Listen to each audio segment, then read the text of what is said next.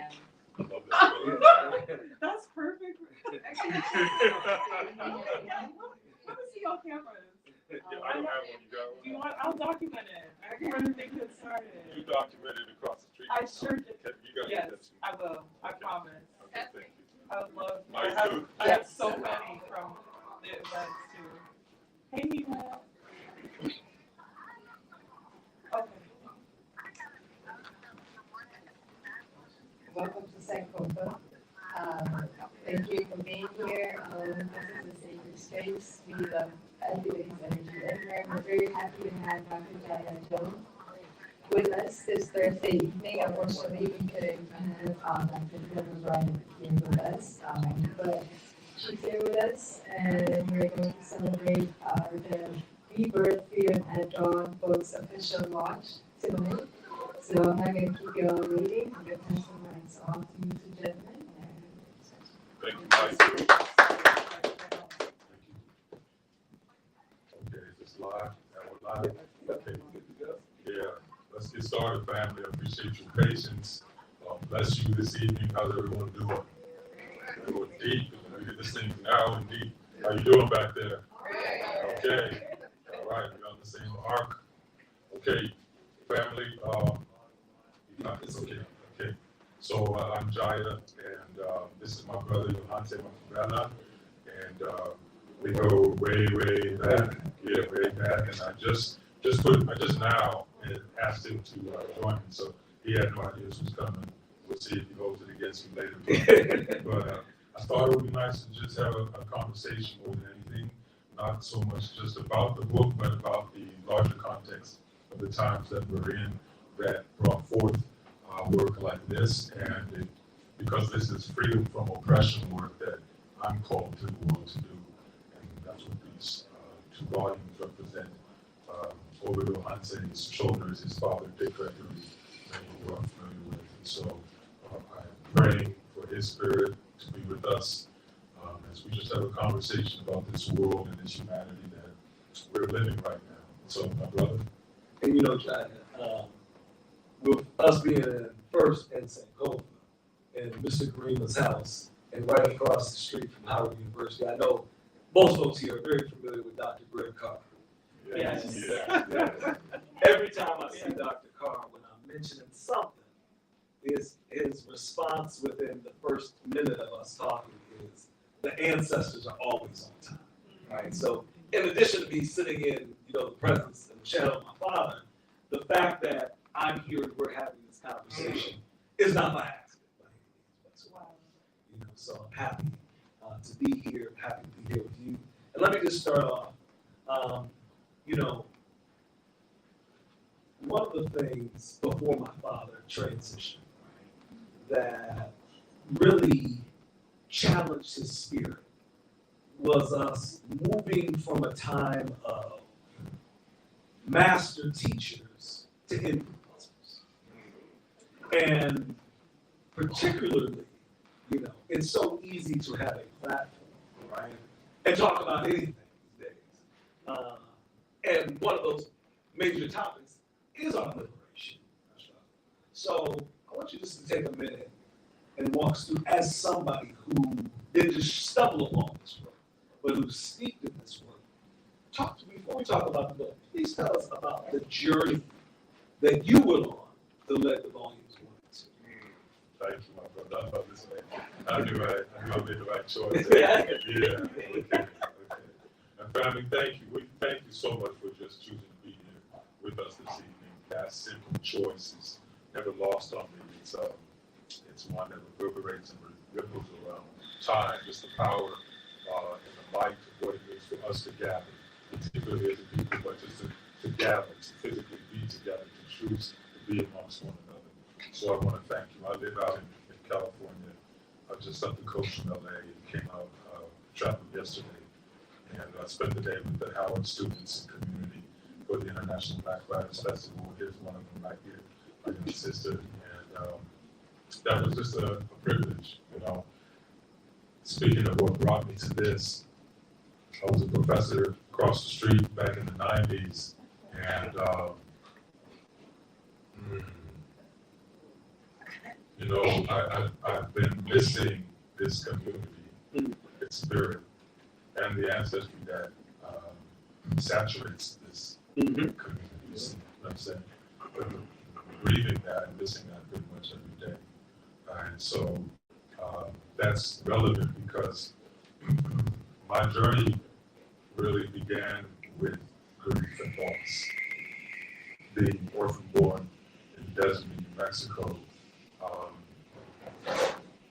I always talk about that not as a tragedy, but as a blessing and circumstance. For each of us, we come into the world with a particular circumstance. And the way in which we see and interpret that circumstance means everything. It shapes our life, the way we live it, the way we develop ourselves or fail to develop ourselves.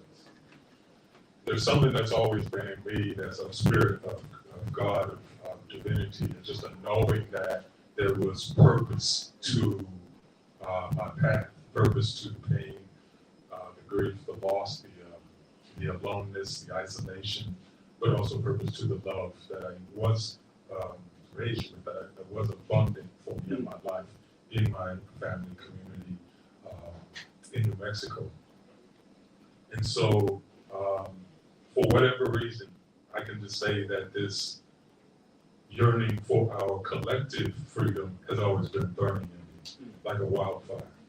Like as a small child would watch films and not even have really a historical context for the film itself, but something about that the story playing out on the screen of people trying to get free, trying to be free, trying to reclaim or retain their dignity and their humanity. It just always seared me.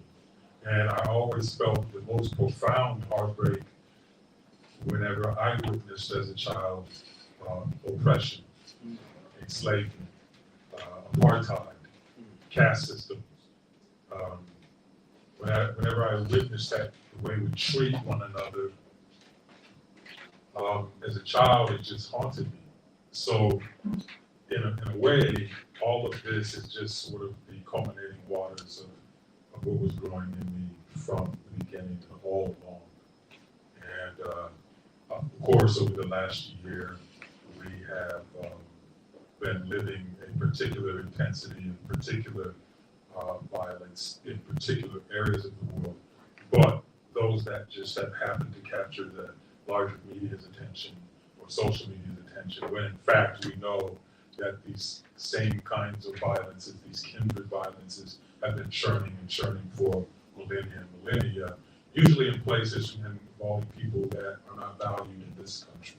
So we just don't hear about it. But it's a continuous river of horrors and violence and subjugation, and also the triumphant human spirit that's just determined to be free.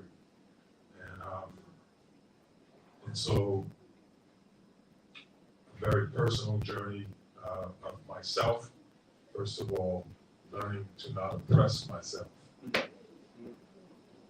my existence. And I was speaking to the students earlier about the importance of just being true to yourself and what that means. Easier said than done.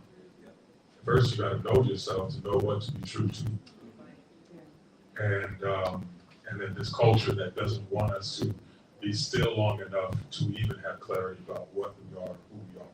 They want us frantic and hectic and rushing and anxious and pressured and stressed so that we have myopia and cataract vision and cannot see, not inwardly or outwardly.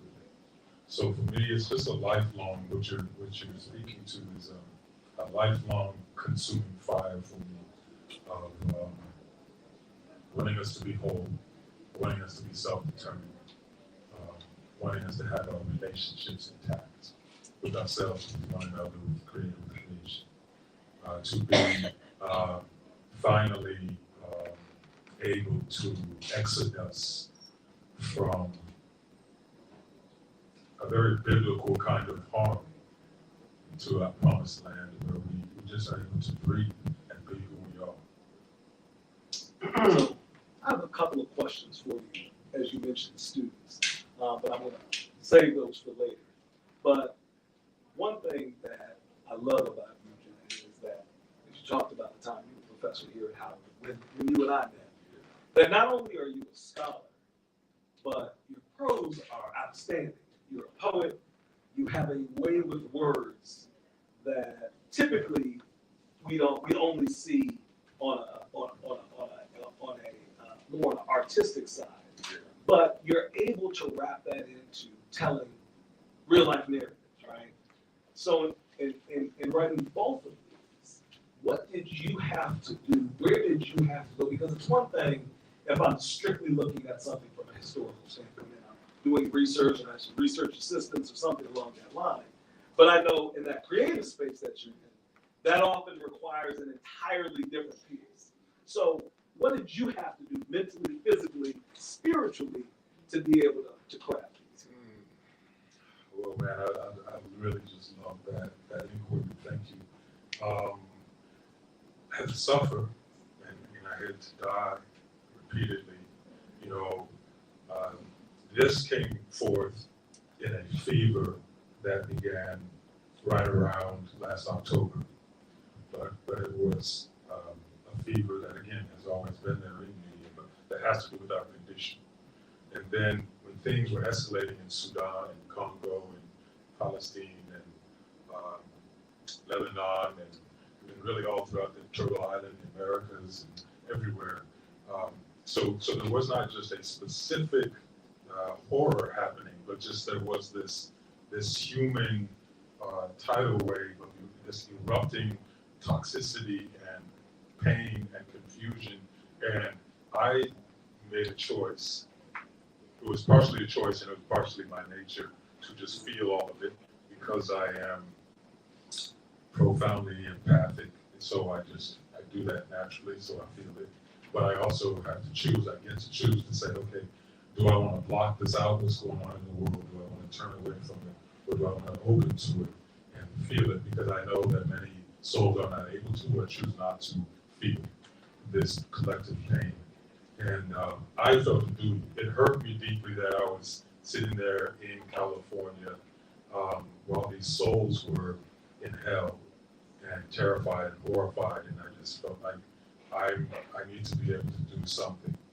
And so I chose to hurt, to just feel the mother's grief, the father's grief, the brother's and sister's grief, like the visceral, intimate grieving of losing your people, but with an intention and purpose in terms of my servitude, which is in one way fulfilled through writing. So I said, okay, I'm going to just bear witness to this. I'm going to bear witness in a soulful sense, feel the sensation of it, and then channel that into the writing, not with an intention of writing books or birthing books, but just to write and share. You know, I share daily on Instagram, but also in other spaces, to share the words as sustenance, as balm, as salve, as prayer, as comfort, as hope, as a kindred kind of arm around those in need. And so I just stayed in that fever, October, November, December, just feeling all these deaths, all these dyings, all these losses, those left behind, feeling it, letting that feeling determine what the words would be, and not seeking to control the words, what they would be, but just letting the truth be described, if that makes sense. Oh, it does. Yeah. If you guys could share the one mic, because the one Is is it? not really working. this is okay. Really? Okay, we got you. Share. Wow, there's so much to unpack in that response. I have 3 questions that come out of that. But first, simple question. When you started that process of feeling and being open to what is a clearly heavy note, did you know what the release was going to be, or did you let that in first without knowing? Thank you. So in a sense, I've been doing this long enough, meaning this life, that I kind of had an idea that it would lead in a direction like this, but it was not really my intention. I did just know that it was gonna go somewhere. Yeah, and I wanted to go with it. I didn't want to abandon us. And so, of course, none of us could know in these recent months what would really unfold, how it would unfold around the world, on campuses here, students taking the brunt of a lot of the control responses by authorities and institutions,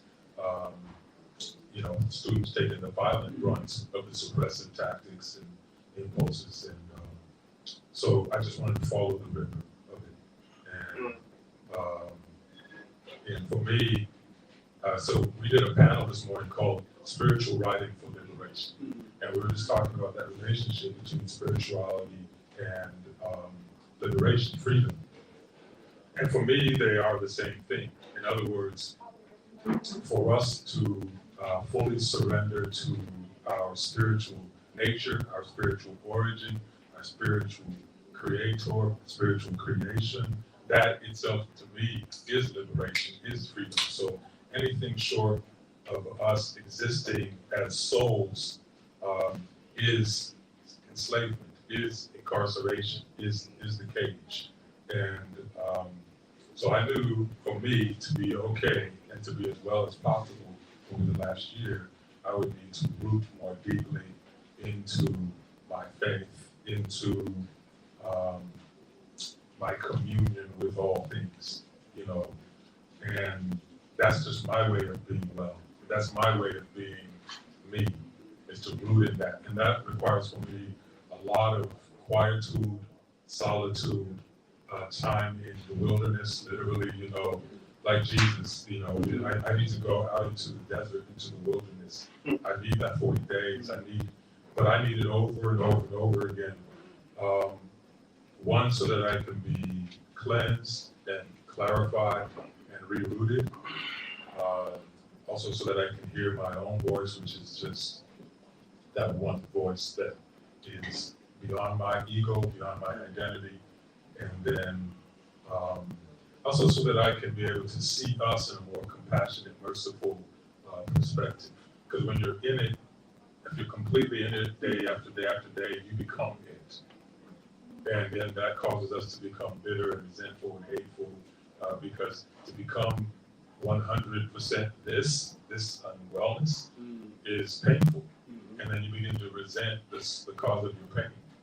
And so like a mother, I feel that there's a duty in a relationship I have to nurture and manage, where I'm separating myself enough from the torment that I can cradle that torment, the way a mother would, instead of a healthy mother would not look at a wailing child and resent the child.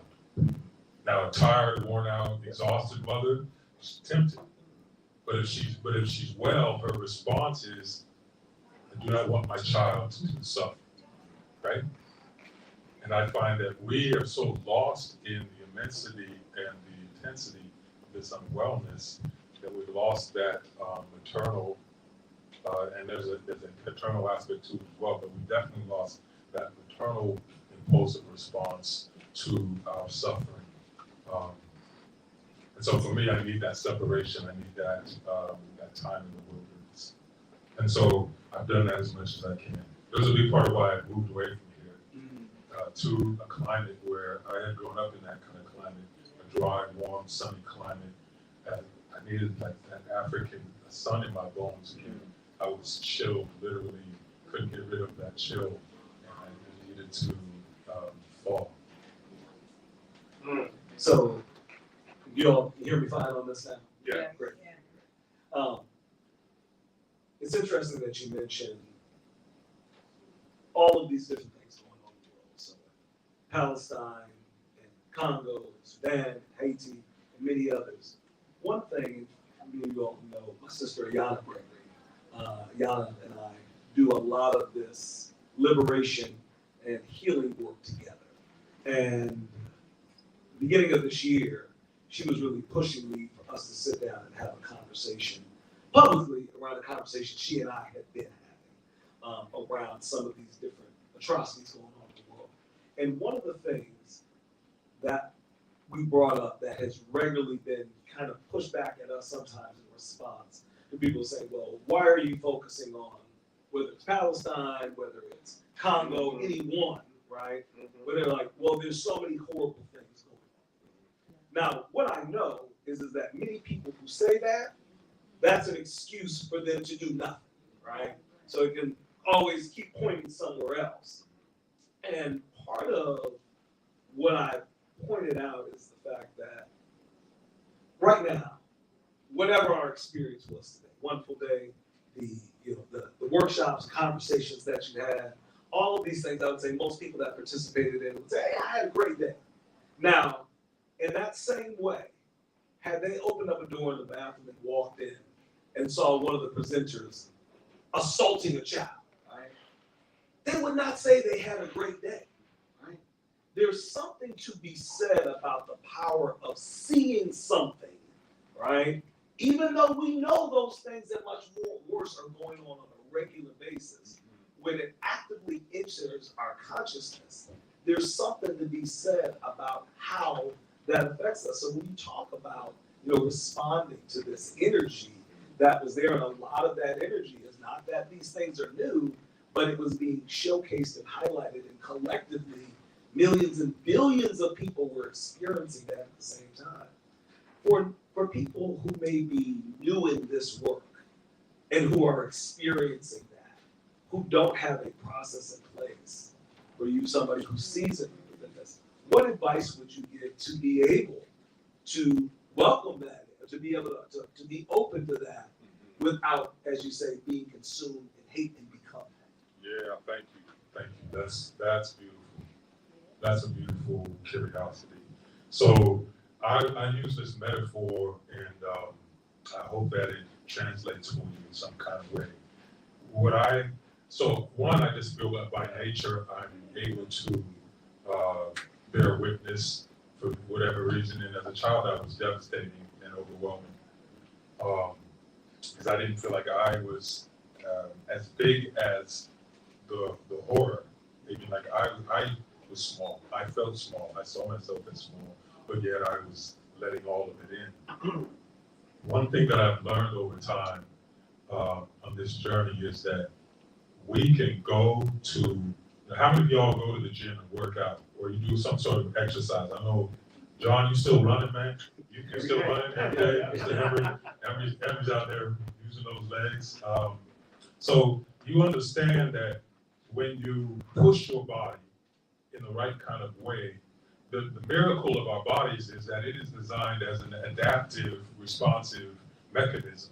So miracles literally happen when you exercise. And the miracles are that the muscle tissue breaks down, but then remembers how to rebuild itself.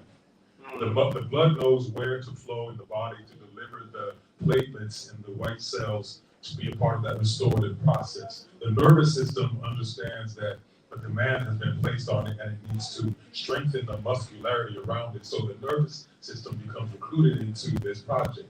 The body, it is just like an immediate, intimate understanding that, oh, I'm being asked to do these things, so I need to be ready to do these things. And so the muscle, because of repetition and resistance, the muscle grows, right?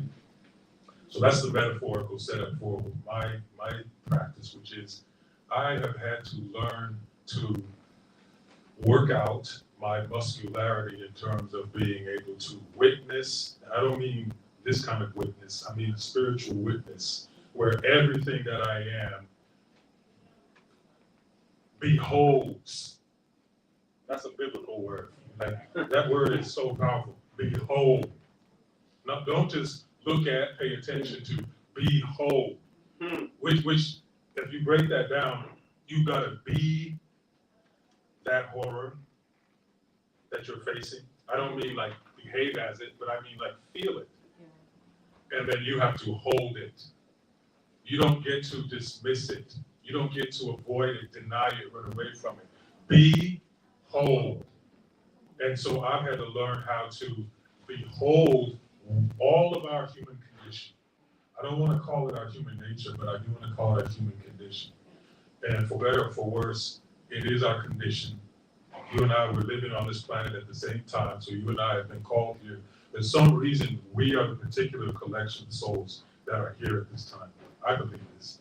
It's just that I know that my duty is to work on my muscularity for beholding the truth of our condition so that I can respond with the instruments that I've been given, whatever they may be. And that I can do that in kinship with the other souls around me to the degree that they respond to the same call. And I can be well and strong enough so that I can behold the hate, but not become the hate. I can behold the bitterness, resentment, the ugliness, the closed-mindedness, the rigidity of thinking, the oppressive relationality. I can behold it. And I was talking about this earlier today that, we have to experience it enough that it kind of sticks to our skin so that we can learn from it, so that it can become a teacher. If I just from a distance intellectually perceive what's going on in the world, but don't let it move me, then I'm missing the opportunity to become the instrument that can respond to the essence of it. My essence has to be changed into something that is strong enough to withstand that essence. If that resonates. No, absolutely. And I don't want to spend the entire conversation digging kind of on the past, but there is another question I want to ask you. But before I ask you that, I want you to think and have in mind if there's at some point, if there's a particular passage, a part of the book that you would read that you feel like speaks directly to some of the chaos and challenges that we're dealing with today from a constructive standpoint. But as you're thinking about that, I think this point is very, very important because here we are in my mind, the greatest bookstore in the world, right? Not just for what's on the walls, but what regularly goes on here, the energy, the creative energy that created this, right? And there's no shortage of books about the liberation of African people, liberation of our people, liberation of humanity, right? However, what I find is that when a lot of people are talking about undoing white supremacy, right, or talking about the ills of white supremacy, they're speaking in a language that's steeped in white supremacy. One of the things that always stands out from the very first moment I met you, Jaiya, and I'll just say this because you said this is when I describe Jaiya, I say this about him. Is this huge brother that when I see him, I know I'm going to be enveloped in an embrace of pure love, right? You truly exude a peace and love, which is the answer to that which we're not just working to physically liberate ourselves, but mentally and spiritually liberate ourselves from. Also, I remember when I read the first book, White Child, Black Hand, Black Child, White Hand, right? That was maybe at least 5 years after I first met you. I had no idea of what your story was. When you talk about some of the traumas that you overcame with your upbringing, very few people are effectively able to do that, particularly in this day and age. When we talk about trauma in life, probably more than any other time, we talk about healing, but so much of it is lip service. So much is this is my job to talk about healing without ever seeming to be healed. You showed, again, I saw a healed you or a healing you before I even knew the trauma in which you healed from. And I think it's very, very important that we just take a moment for you to speak to that experience, because for me, as somebody who is a child of the struggle, so often we get caught up in the fight without preparing for the victory, ever thinking the victory will come, and then the victory comes, and we wonder why we're just as dysfunctional, if not more so. So please take some time to talk about you. You talked about your childhood, you talked about those traumatic experiences, but please talk to us about your journey, even before we get here, your journey that allows you to be and show up as the brother that you are. Wow. Thank you. Thank you, man. Y'all, I hope you appreciate this. I hope you appreciate this. Yeah, I really thank you.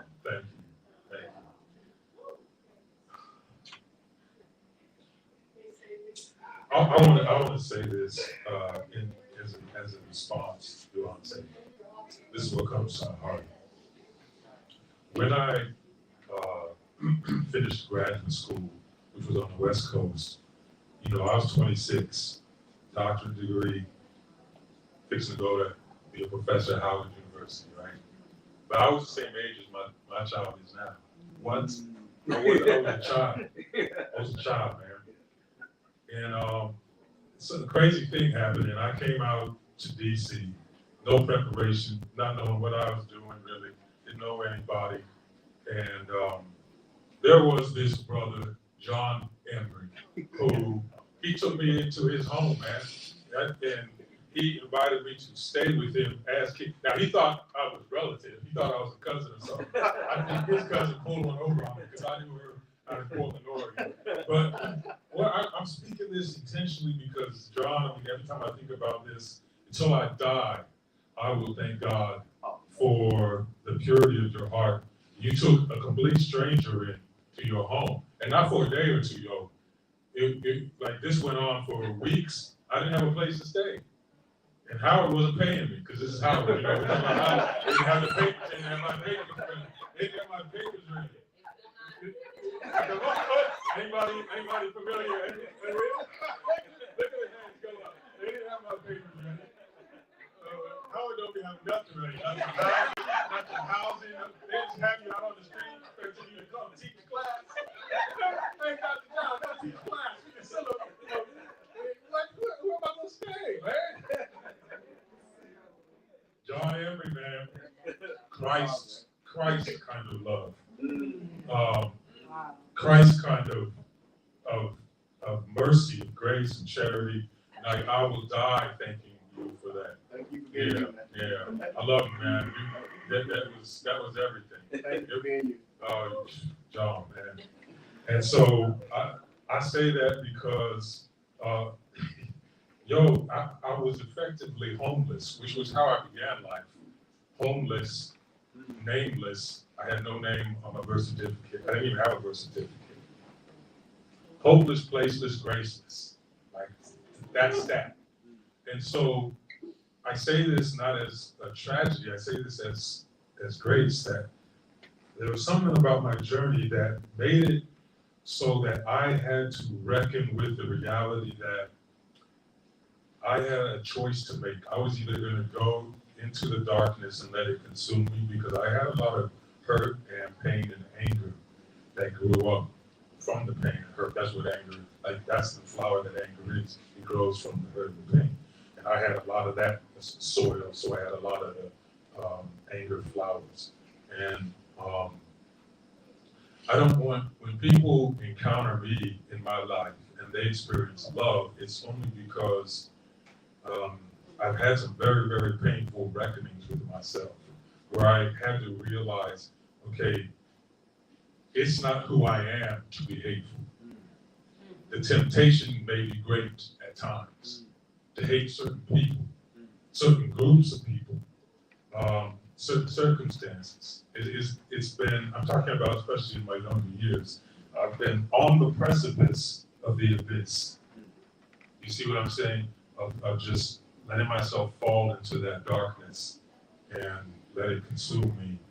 But for some reason, it's like when I would replay my whole array of circumstance in my life, I just kept seeing all of this incredible grace and blessing and giftedness that had come into me. Dito, you were one of those. Like a big angel presence in my life. Yohante, you were one of those. Orande was one of those certain souls. And where I would like be very hard for me to say to myself, well, you know what, I'm supposed to be a malicious, hurtful presence in the world because of what's happened to me, right? It was never made easy for me to go that way. And I just kept being shown that you have something to do here that's very meaningful. You've been given so much to do it. And so I had to make this choice to be what I already knew I was, which was love. Now, I had a lot of people from childhood on, especially as you grow as a Black child, from being this big to being this big. And then when your shoulders broaden and your voice deepens, and now you're going from being the cute little teddy bear to being the grizzly bear, and you have people relate to you as a monster. You know, what was the brothers' book with the character Bigger Thomas? Native Son. Native Son, thank you, my brother, Native Son. It's easy for us to become that monster because we're related to as that monster. And to this day, people relate to me as a monster. Those who are not in tune and then they encounter the physical form of me. In daylight, in the nighttime, in the parking lot, in the store, wherever it is. And I have had people relate to me as a monster to this very day. But the difference is I've developed the muscle of staying in the condition of love, of lovingness. And I've conditioned myself. Like I go to that gym every day, even when it hurts, because I have to break through the scar tissue of how I've been harmed to get through the marrow and the nectar, the manna that is love. But I choose it, I work out at that, and I become more resolute in staying that. And so when people encounter me, I know the vast array of how they may interpret me if they don't know me. But I also know I have one thing I can control, which is I can exude love or I can choose not to. And because it's really natural for me, because it is actually who I am, it's like not a fabrication. I choose that. But the same question that you're asking pertains to when I write and anything we do artistically or creatively. I have to be very careful that I'm not letting words get through this instrument that might harm people. I can't completely control that, but I have to be very caretaking about it. What I mean by harm is I don't mean offend. I mean, is there a word that is filled with a spirit of hate or hurtfulness, maliciousness, judgment, prejudice, ugliness? Is there a word that's filled with the spirit that I know I'm not meant to deliver? And so I have to graze the meadow of these words over and over again and make sure that the ego is out of it, the identity is out of it, the identities that become toxic, or the way of relating to our identities that become toxic. And then I have to make sure that, okay, is that love? Because when you have people write to you and say, your words have saved my life, and you have people who write to you and say, your words have been balm for me in my hardest days. That word balm has been expressed to me repeatedly almost daily the last few years. And for me, that's a biblical word, balm. There's a balm in Gilead. There's a balm in us. So I'm not talking about an exceptional singular person experience when I say these things. I'm talking about our nature. I'm saying we are balm, we hold balm, but do we choose to exude balm? And for me, I've been giving words, and people show me evidence that those words are supposed to be balm. They're supposed to be comfort. They're supposed to be soothing. They're supposed to be medicine. And that's why I call them medicine words. They're not for entertainment purposes. They're not for drama. They're for medicine. And so that's what my practice is. And I love getting better at the practice, which is not linear, by the way, it's circular. So the minute I just sort of get take it for granted and say, okay, you know, I've written all these years, so I don't have to really caretake in the same way anymore, then I slip and words come through that might be harmful. You know, that's a perfect lead into the next question that I have. You're speaking about the painstaking effort that you pour in, not just to writing, but in the editing process and going forward and making sure that what you've created is in fact, you know, truly the essence that is you. Right? Because the reality of it is that I was just having this conversation with another of my sisters that even for people who a lot of their opinions, I share similar opinions, so much of what intentionally is put out there is just to hurt, just to be hateful, just to be spiteful. You know, the title for an interview, such and such, roast this person and blast this person, and it's completely sensationalized, right? So in the popular space right now, there isn't a lot of discourse with intended to really transmit a thought, a message, a belief, without being intentionally, hateful at the time. I want to get into the books. So, with that in mind, for somebody who, as you mentioned before, like yourself, is feeling the energy of this moment that we're in right now, right? And is feeling driven to and is asking questions. What is it that you hope that they come away with? What is it that you're trying to say that you're hoping that is committed to them? And again, I invite you, if there's a passage or two that you think speak to that, please feel free to share that. Thank you. I will. And I appreciate you, I said I appreciate you. Thank you for receiving this role. When I write, it is a prayer. These are prayers. And I'm praying several things. I'm praying that we remember who we truly are. So this is remembrance work. Because when you come through conditioning from gestation, from conception, gestation, birth, in your mother's womb, into this world, and you come through the conditioning that is this humanity, you forget who you are. That's natural. That's organic. It's nothing to feel shame about or guilt, but we have to acknowledge it and recognize it. So for me, healing and being free is at its root remembrance work. We have to remember who we are.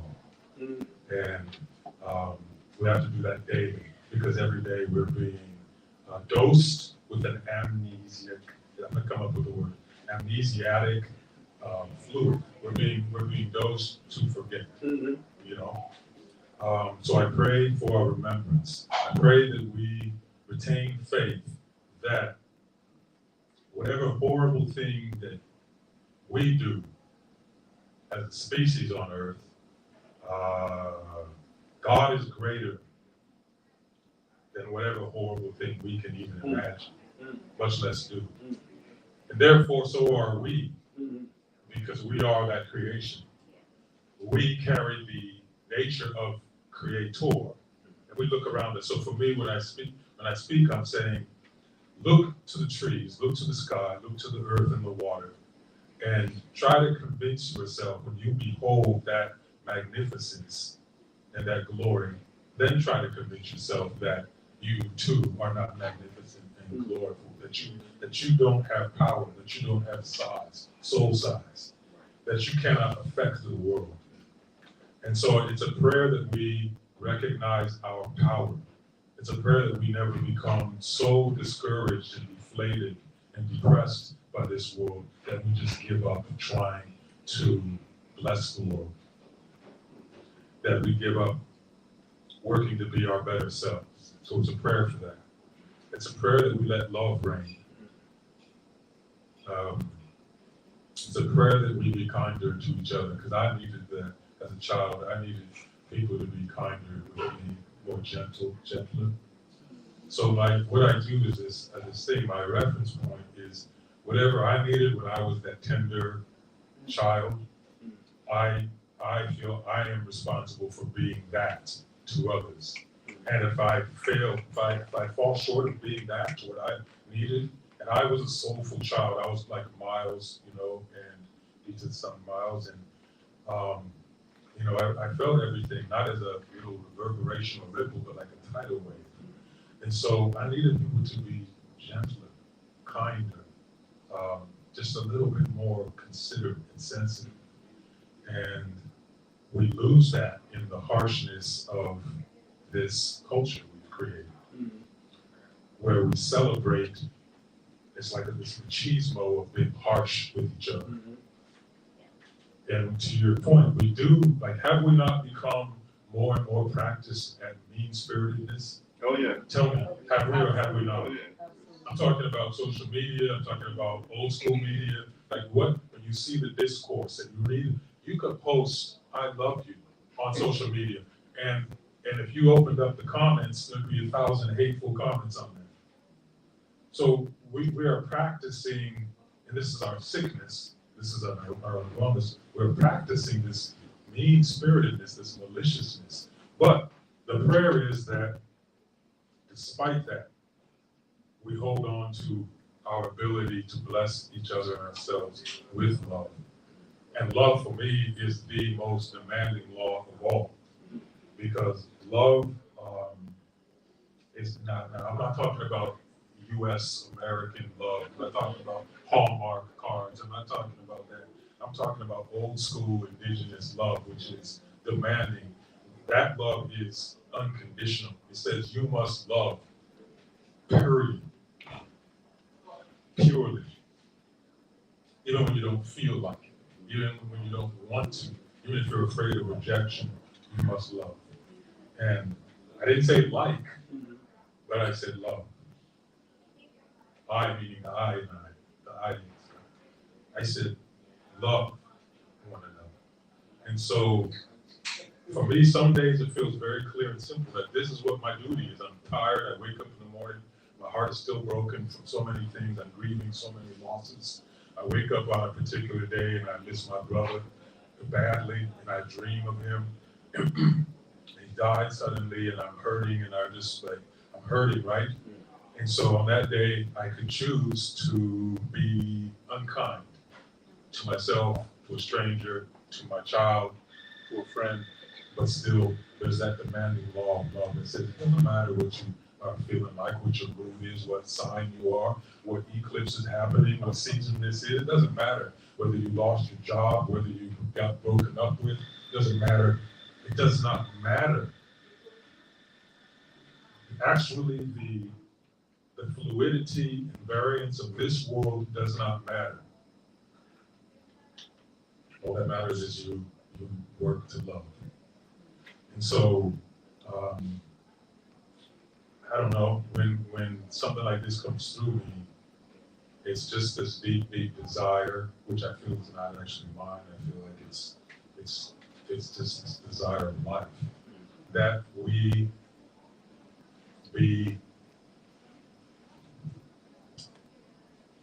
sow life into each other. And you can only do that through love. So I'll read to you, if I may, the introduction to this book, because it's a description of what I've been feeling over the last year. To answer your earlier question of what this has been like for me, this process, I'd like to read that, and then I'll read one other piece maybe. So if you have read my prior work, you know that all of this is just a love letter from the great mystery. Great mystery. However you name it, language it, Yahweh, El Shaddai, Adonai, Jesus Christo, the sky, Great Spirit, Holy God. All of this is just a love letter from the great mystery to our earthly yearning souls. And as such, with these 2 new volumes of poems and stories, essays and prayers and devotions, I desire that you feel the intimacy and urgency of where you and I now find ourselves.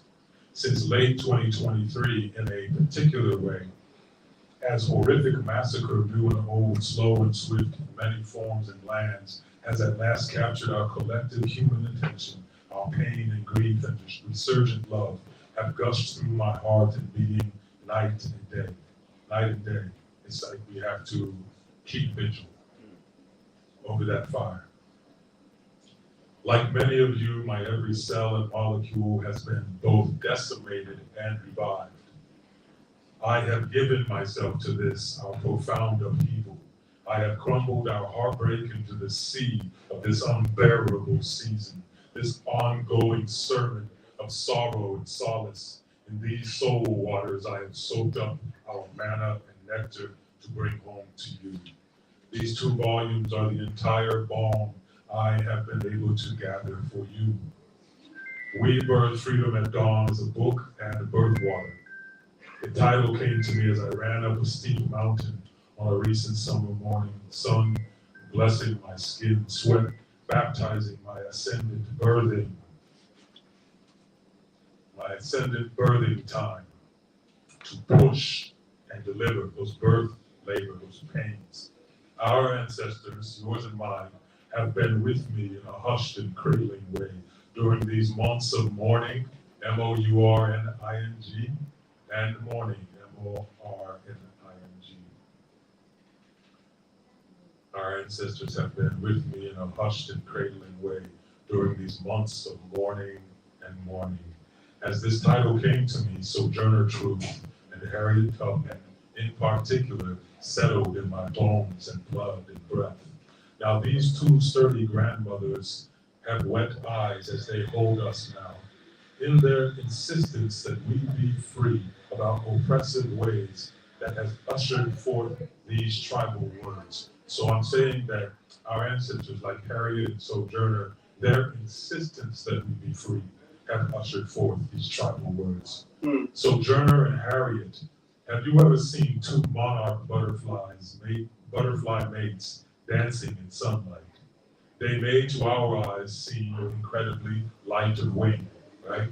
Their flight, though, is a consequence of unimaginable struggle and endurance. And yet, here they are, still dancing, still joyful, filled with the orange of sun, bringing forth their generations. We're speaking of the monarch butterflies, we're speaking of our ancestors, and we're speaking of us. This title, We Birth Freedom at Dawn, is what its offering is. A radical call, an invocation, a summons to stir and galvanize and mobilize us. The word we is for our collective humanity. Birth speaks to our unconquerable divine feminine and its reclaimed role as we go forward for the conception, gestation, and birth labor. For we already have this freedom. We do not have to chase it down. We have only to bring forth what is already in us and of us. The word freedom, an acknowledgement of my life's work and ministry, including my earlier and kindred book, Freedom, Medicine Words for Your Brave Revolution. And then lastly, the word dawn, a hopeful word, for our freedom soon come. It is not long now, dear soul, not long. Our dark night of the soul, too, has its end. This title is a declaration and decree, a promise and prophecy, an awakening and activation, a chant, home, ceremony, remembrance song. To speak and feel this title is to call forth this freedom alive within each of us. Our freedom is stirring, nascent, divine, and truth. Soon the fawning sprout begets the forest, and the raindrop begets the river. I pray these words, bring back from the brink the many who are on the edge of despair, fear, hopelessness, terror, and fatigue, to allow us to see and feel and be what is coming, and indeed what has always been here in the fertile earth of our sacred architecture. My God, these words are prayer. Thank you. So, thank you. So, yeah, that's the opening to these volumes. These words of prayer. Go ahead, yo. So I'm sitting here still processing what you said because, again, as I said at the beginning, ancestors are always on time. And for people who come up to me who heard who my father was, a lot of times they've been exposed to certain media presentations that don't speak to the essence of who he was. Yes. I tell people have known him as a civil rights activist, may have known him as a health and nutrition guru, may have known him as a comedian as he started out. And when people ask me, what was your father's greatest legacy? I said, he was a spiritual master. Amen. Yeah. The one thing, anybody, if you didn't just listen to a 5-minute YouTube clip, but listen to a Dick Gregory lecture, a bended one, that went on for hours, for at least the last 15 years of his life. The thing that he said was the most important thing was, can you be loving and lovable? Loving and lovable. Now, and the reason why this is so profound is that when we talk about, conventionally, when we talk about love and when we talk about freedom and liberation, so often, even within our own communities, we treat them as polar opposites. As you were saying before, we treat love as though it's soft. We treat those who were invested in using it as a tool for liberation as though they were soft, right? And then oftentimes, on the other side, folks who strictly talk about love in not a very grounded way, maybe wrapped into not a spirituality, but a religion, will ignore the realities that we've talked about, that you talked about purposely stepping into, intentionally stepping into over this last year. So either we have this, we have to be hard and hard because the battle, the fight at hand is so short-sighted, or we're completely ignorant to the realities, the day in, day out realities again, we could be here for the rest of the night and not even begin to scratch the surface of the depths of the atrocities that are being carried out. So how do we, understanding that love is a tool, how do we merge those two, right? How are you able to sit in the space that you were in, right? Not, again, up high and divorced from that, but in the space that you were in, willingly hurting so deeply, still able to radiate love, not from an esoterical standpoint, but from an answer and a tool of our liberation. That's good. Yeah, thank you. Wow, bless you. Yeah, I hear you asking, how do we avoid the spiritual bypassing? I living in California, you get a lot of that, right? Where it's all like flowers and yoga, and, we can't talk about the hard things, the difficult things, because that's not love and life. So the spiritual bypassing, which is tempting for certain souls, but how do we also avoid that sort of faux tough guy, that other degree where we venture and think that to be a warrior in the struggle means you've got to be actually kind of abusive to people, to your comrades. You've got to speak to them and treat them and relate to them in ways that's really actually abusive. Like it's harsh, it's judgmental. You didn't use the right language, bro. You didn't wear the right clothes today. You're false. You front. How do we avoid spiritual bypassing and also that kind of false toughness, false hardness, which is a beautiful question. And it is a question I ask of myself, like I have to interrogate myself every day. Or the culture will try to take me in both of those directions at once. And then you get that psychosis that so many of us have, where you got some people that, very loving in certain contexts and very abusive in others. Yes? Yes? So that's to me horrible. But to me, love is OG. Love is the original gangster. Love is gangster. Love is and so for me, I have to, and as I answer you, I have to go to my reference point. And there are many teachers that help me to find that balancing point where it's not even between spiritual bypassing and that kind of abusiveness. It's not a variety or a degree of either of those. It's a whole separate thing. It's a whole separate spirit. It is just love. It's that merciful, graceful compassion. So who throughout our human history has been a teacher of that, of what it means to be firm and forceful and fierce, as well as being compassionate and just incredibly compassionate and merciful. And so for me, I go back to that soul from Bethlehem and that time of, because we have to think about the oppressive presence of the Roman government at that time, the empire. And then we have to think, well, what did the trauma of that oppression do to the people and how did they turn on one another? So they too became oppressive and became mean-spirited and malicious to one another.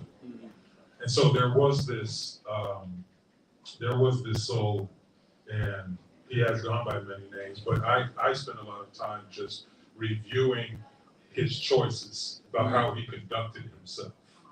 Because you can't say he was soft. And he went up in the temple and destroyed. He's like, he wasn't playing. He was not playing. At the same time, he was not abusive. And you could never get him to spiritually bypass. So if you did harm, if you did wrong, he would call you out on it. So that was, for me, an exemplar that I see his example in so many other souls. Late stage Muhammad Ali. I thought about young, brash, egoistic Cassius Clay, young Ali who had just changed his name. I'm talking about he had been humbled by life. And he had been humbled by his physical vulnerability. That Muhammad Ali. Late stage El-Hajj Malik El-Shabazz, Malcolm X, late stage, who had been humbled by life. And he had become incredibly merciful, charitable, loving, open-hearted. When at one point in time, you could have described him as being harsh in the way he related to himself and others. But it was an evolution, it was a journey that he was on. I can think of so many women who've shown us, who are teachers for us, of that sort of, I don't want to call it even a balance, but it's a way that you walk, it's a path that you choose to take, where you're gonna be loving, but in no way do you confuse the concept of love with being passive, timid, and submissive, and enabling. There's no confusion. You understand that love is not that. Love means again, revert back to the mother icon. Love means you will be protective when necessary, as necessary. Love means you will be fierce as necessary. But you won't be malicious, you'll just be fierce. Even if people are calling you that angry black woman or whatever it is, you understand, no, I'm being fiercely protective of my people, myself, and not only that, but even you who call me an angry black woman, I'm being protective of your well-being because I'm speaking out on the dysfunction of our office place, our workplace, our institution, our campus. I'm speaking out about the truth of how we are unwell. So you can call me whatever you're going to call me, but I'm going to speak truth, and you can interpret that as angry, as harmful, as whatever you're going to interpret it. But I know that it's coming from a place of love. It's going to be soaked and saturated in love, and it's going to be my best effort to be loving. And so we have endless examples of that. I pray that we will be moving into a season where that, what we call feminine, capacity to be fiercely loving, moves into not only pre-existing places and seats of power, but they completely deconstruct those seats and places and just create new, but actually old and ancient form of leadership. Because we need that. We need that. We're desperately in need of really just deconstructing all of our modalities for system and for enterprise and for leadership. And we can't just put someone who looks the part into a pre-existing role who has been trained and conditioned to behave as the oppressor behave. Because if you use the oppressor's tools to try and dismantle the oppressor's oppression, all you're doing is recreating and reinvigorating oppression. Yeah, absolutely. You know what I'm saying? Absolutely. And, history has shown over and over and over again how that. Something else that you mentioned before you started reading, as you were talking about the necessity of not only love, but remembering. For me, one of my personal spiritual guides is the late Mama Sankofa from Burkina Faso, West Africa. And so much similar to her late husband, Baba Malidoma but I think even more so with Mama Sankofa, so much of her writings and her was about ritual. She used the rituals of her people, the Dagara people, but so much of it was ritual, not for ritual's sake, but to do that, to remind us of our ways, to remind us of what's important, to remind us of the importance of how we treat each other, how we treat the earth, how we move about within the day. What are some of the rituals that you employ that anchor you in the writing process and just to be in the space, to hold the space that you regulate? Thank you. Yeah, another one. I love that question because the longer I live, the more I see the value of ritual and ceremony in my ability to be well, so that I can fulfill this calling. And speaking of remembering, I want to pause and give honor to this truth as I did earlier today, and that is that my beloved Dr. Tamar Simone Bryant was meant to be with us tonight, and she and I were really excited about being here with you all and for you all. How many of you know Dr. Tamar Bryant, close to Dr. Tamar? And so, she and I have been in touch all day. We both lament that she wasn't able to be here this morning as we were waking. She received a call from her father that her mother, beloved Reverend Dr. Cecilia Williams Bryant, passed away at 5 a.m. this morning up in Baltimore. She's been on a cancer journey for the last year, essentially. And thankfully, Tamar was able to be with her mom less than 2 weeks ago, about a week ago, really, in Baltimore. They were able to have some loving ritual and ceremony together. And then we were supposed to go and see her parents tomorrow. And so she missed her mom by a day, but she was able to see her, recently, so she's very thankful for that. But she had to leave this morning urgently, get up to Baltimore. She sends her love. Of course, we want to pray for the family. We want to pray for our beloved ancestor, Reverend Dr. Cecilia, who she is in the present, continues to be, will always be a phenomenal presence in our lives, a phenomenal force. And her love made Dr. Bishop John Bryant and her brother Jamal also a reflection of their mother, of their life. And so you have a very beautiful, dutiful family, and they're moving through this grief at this time. And so we want to pray and send them our love. I'm here with that heavy heart as well, and doing my best to really represent Tamar this evening, and she was going to be reading and signing for you as well. So we hope to come back here, in particular to Sankofa, in the near future and be able to do that. But we have ritual together, Tim and I, ceremony and ritual, and my daughter Jordan and I have ritual and ceremony. And some ceremony and ritual may be subtle to the point where you don't recognize it as ceremony and ritual. But if it is an action that you are intentional about, that you infuse with holiness and sanctity, sacredness, if you infuse these actions with such, that is ritual and it is ceremony. And you ask what roots me in ritual and ceremony to allow for the birthing. And I'm intentional about referring to this as a birthing process because we do need to shift, I feel, away from the oppressive, dehumanizing, I won't even call it patriarchal, because it doesn't belong with maleness either, but it belongs with this system of consuming and exploiting and extracting, the idea of productivity. And I would like us to move toward this language of fruitfulness.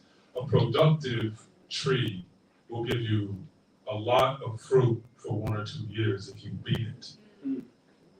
If you beat it into productiveness, it will yield fruit because that's what it wants to do. It will be productive for you, but then it will die.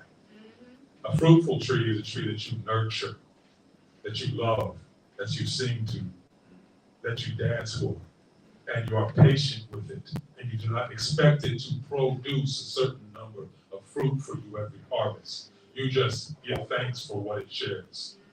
And you move with it through its seasons and its moods and its abilities and its disabilities.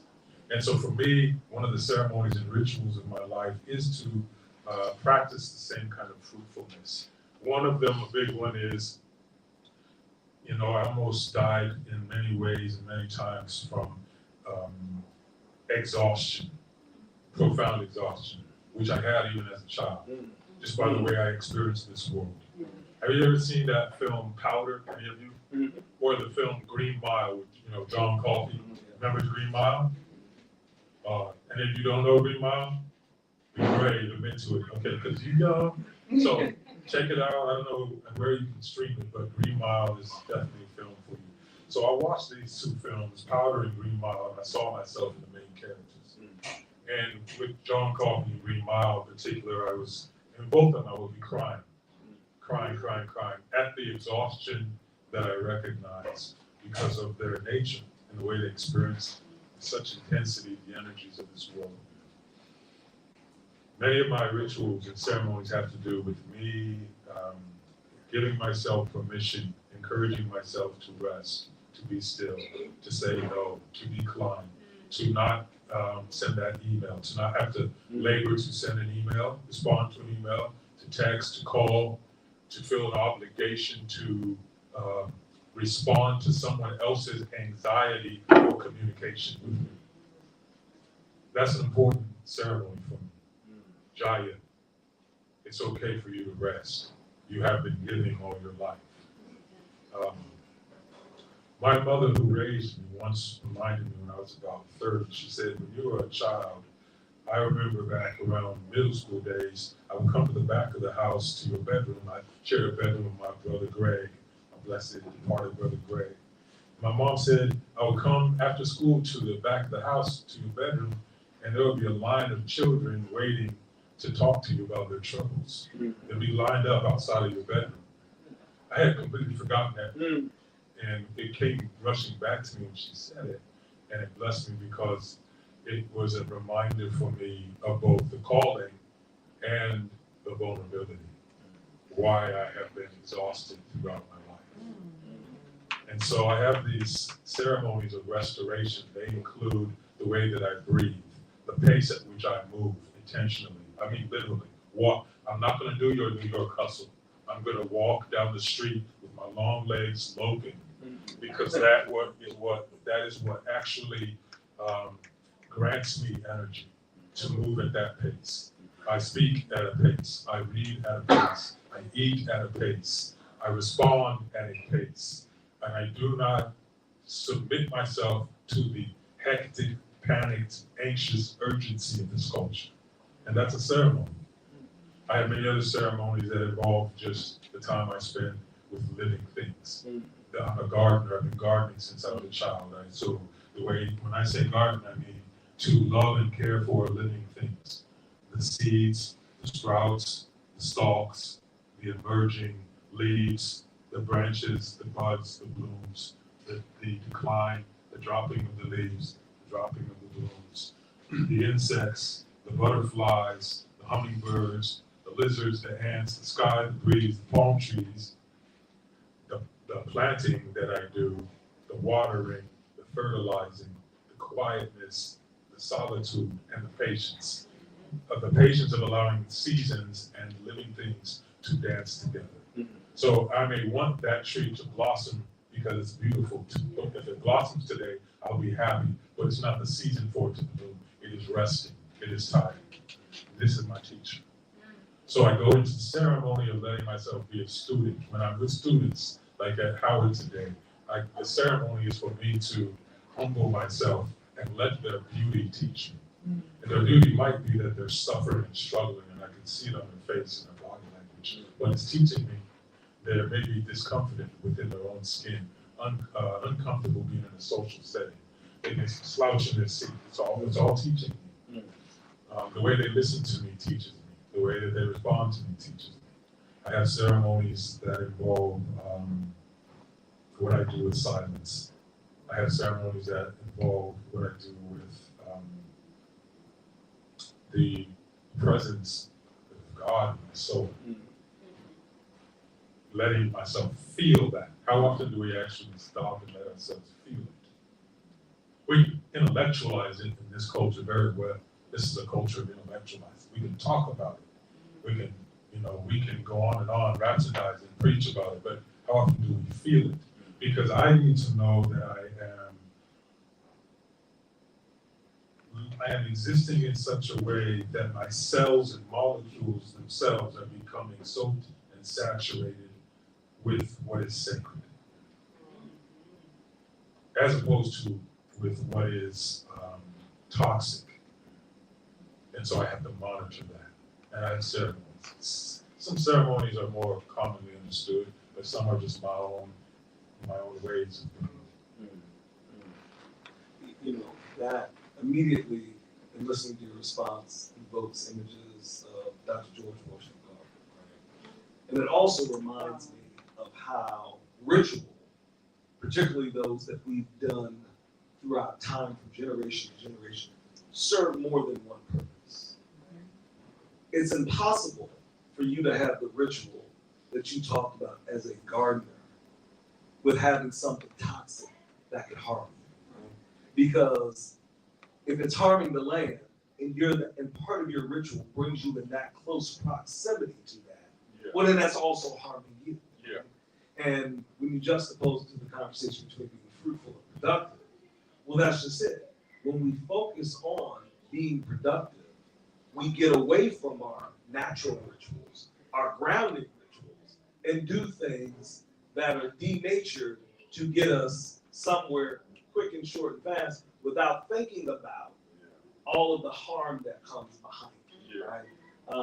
And so much, obviously, when it came to this earth, Dr. George Washington Carver embodied that. I think of Dr. Kwekuando, the botanist and herbalist from Ghana who lived in Atlanta for many years. And I remember my brother talking about going to his house in Atlanta. And for literally a mile into the woods, he had labeled every single thing growing out of it. Right? That level of being in touch with your surroundings, right?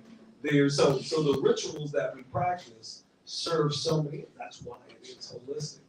But you also talked about, again, reference talking with the students, and so much of the work that I do personally is with young people. I've always been a father, mama, uncle in the community, and I think now I would say more than ever because history is cyclical and there have been times like this before. But now is definitely one of these times when our young people, and I use now at 51, young people, that definition goes, probably half y'all in this room thinking of young people, right? It grows, right? Is young people are under assault on a daily basis without even realizing it, without even looking at it, looking for it, and without even fighting it in. And that's why it's so much more, it's so important for those to be those contrary voices, right, to that. Those voices creating some kind of mod, right, some kind of balance.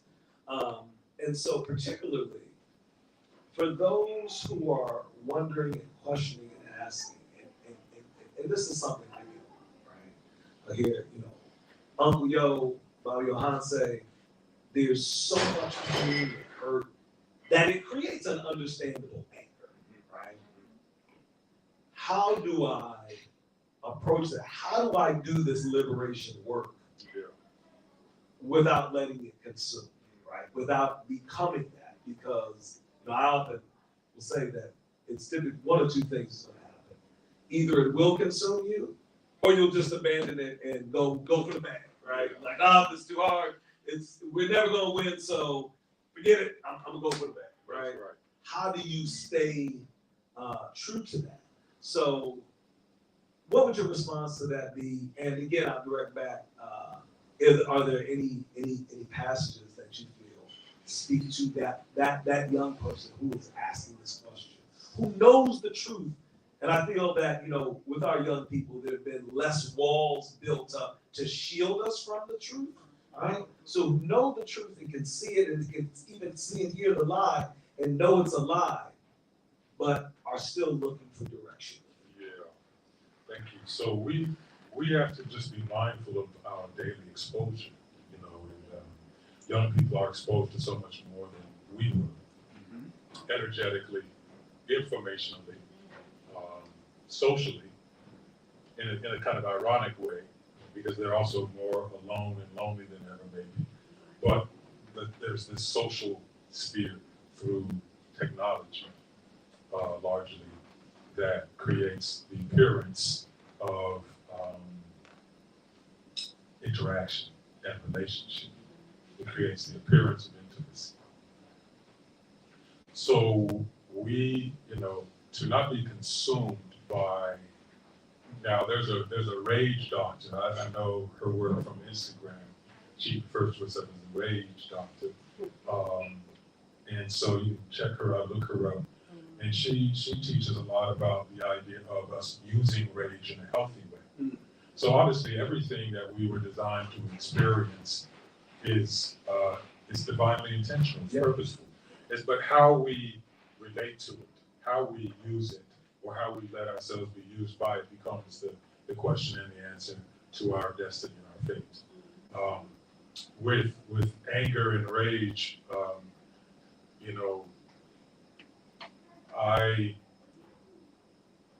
I see us falling in love with it sometimes and being seduced by it, the idea that we're going to be rageful. And then you see a lot of folks, particularly women, who've been conditioned really since the beginning to suppress their anger in ways that is highly destructive to them and the relationships, because it's not honest. When we hold and calcify and put the cyst around our emotions and feelings, that's not only harmful, but it's dishonest. And it doesn't allow us then to have the relationship we need with ourselves or others, because we're not being truthful. We're not able to access that and say, this is what I'm feeling, and this is how I'm going to learn to express it. And at the same time, we have the opportunity to expose ourselves to examples of those who don't let themselves be consumed in the frenzy or the hostility. We have examples all around us. It might be in our family, our friendships, circle, people in the community. We have examples of teachers. We just simply have to choose to pay attention to them. Attention is one of the most powerful forces in the universe, but we put our attention to, we affect and it affects us. And so people come into my garden and wonder why the plants are so much taller than they're supposed to be. And I never noticed it until people pointed it out. But then, of course, immediately it made sense to me, because if you nourish a living thing, it will grow. If you love a living thing, it will grow. If you do the bare minimum, it will grow to a degree, but it will never reach its full potential. When it comes to this love condition that we are discussing, I know that if I care for myself with the bare minimum, then I am going to end up being a carrier and a reflection of other people's energies. And some of that will be hostility, resentfulness, hurtfulness, judgmental nature, closed-heartedness, closed-mindedness. What I realize is if I want myself to grow to my full capacity, my full promise, then I have to nourish myself all the way.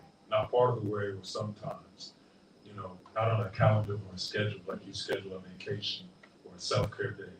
Every single day and throughout every day, I need to be watering and feeding myself, like all through the day. And it's just become natural for me to practice that. And what I love is realizing that I'll always need to practice that.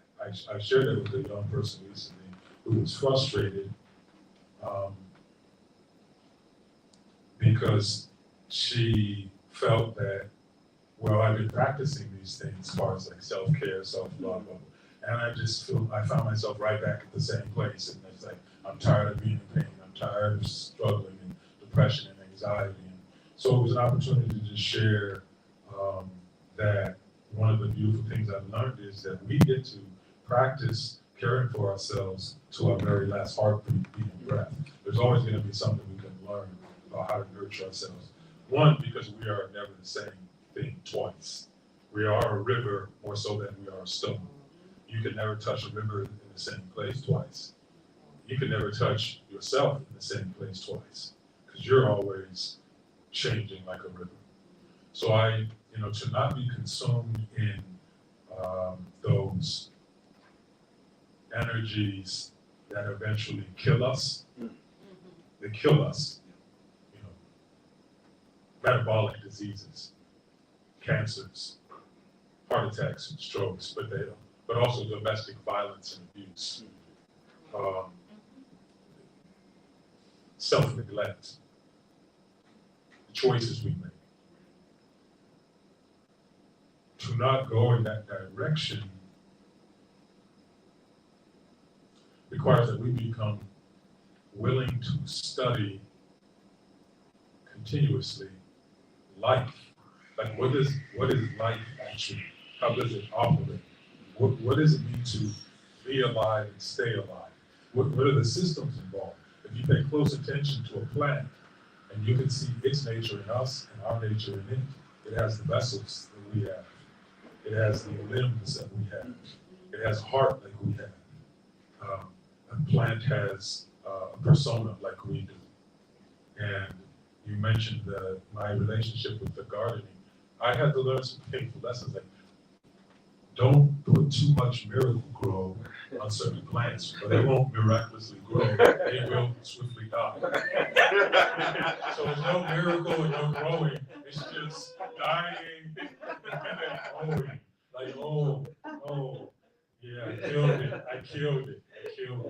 And so, but the same way I learned that about the plant, I learned about myself. Like, if I put too much certain things into me, I will die. And so I'm thankful to have been learning those lessons and to continue to learn. Yeah. And as you say that, and as I asked the first question, I was also simultaneously thinking this as well. On the flip side of that,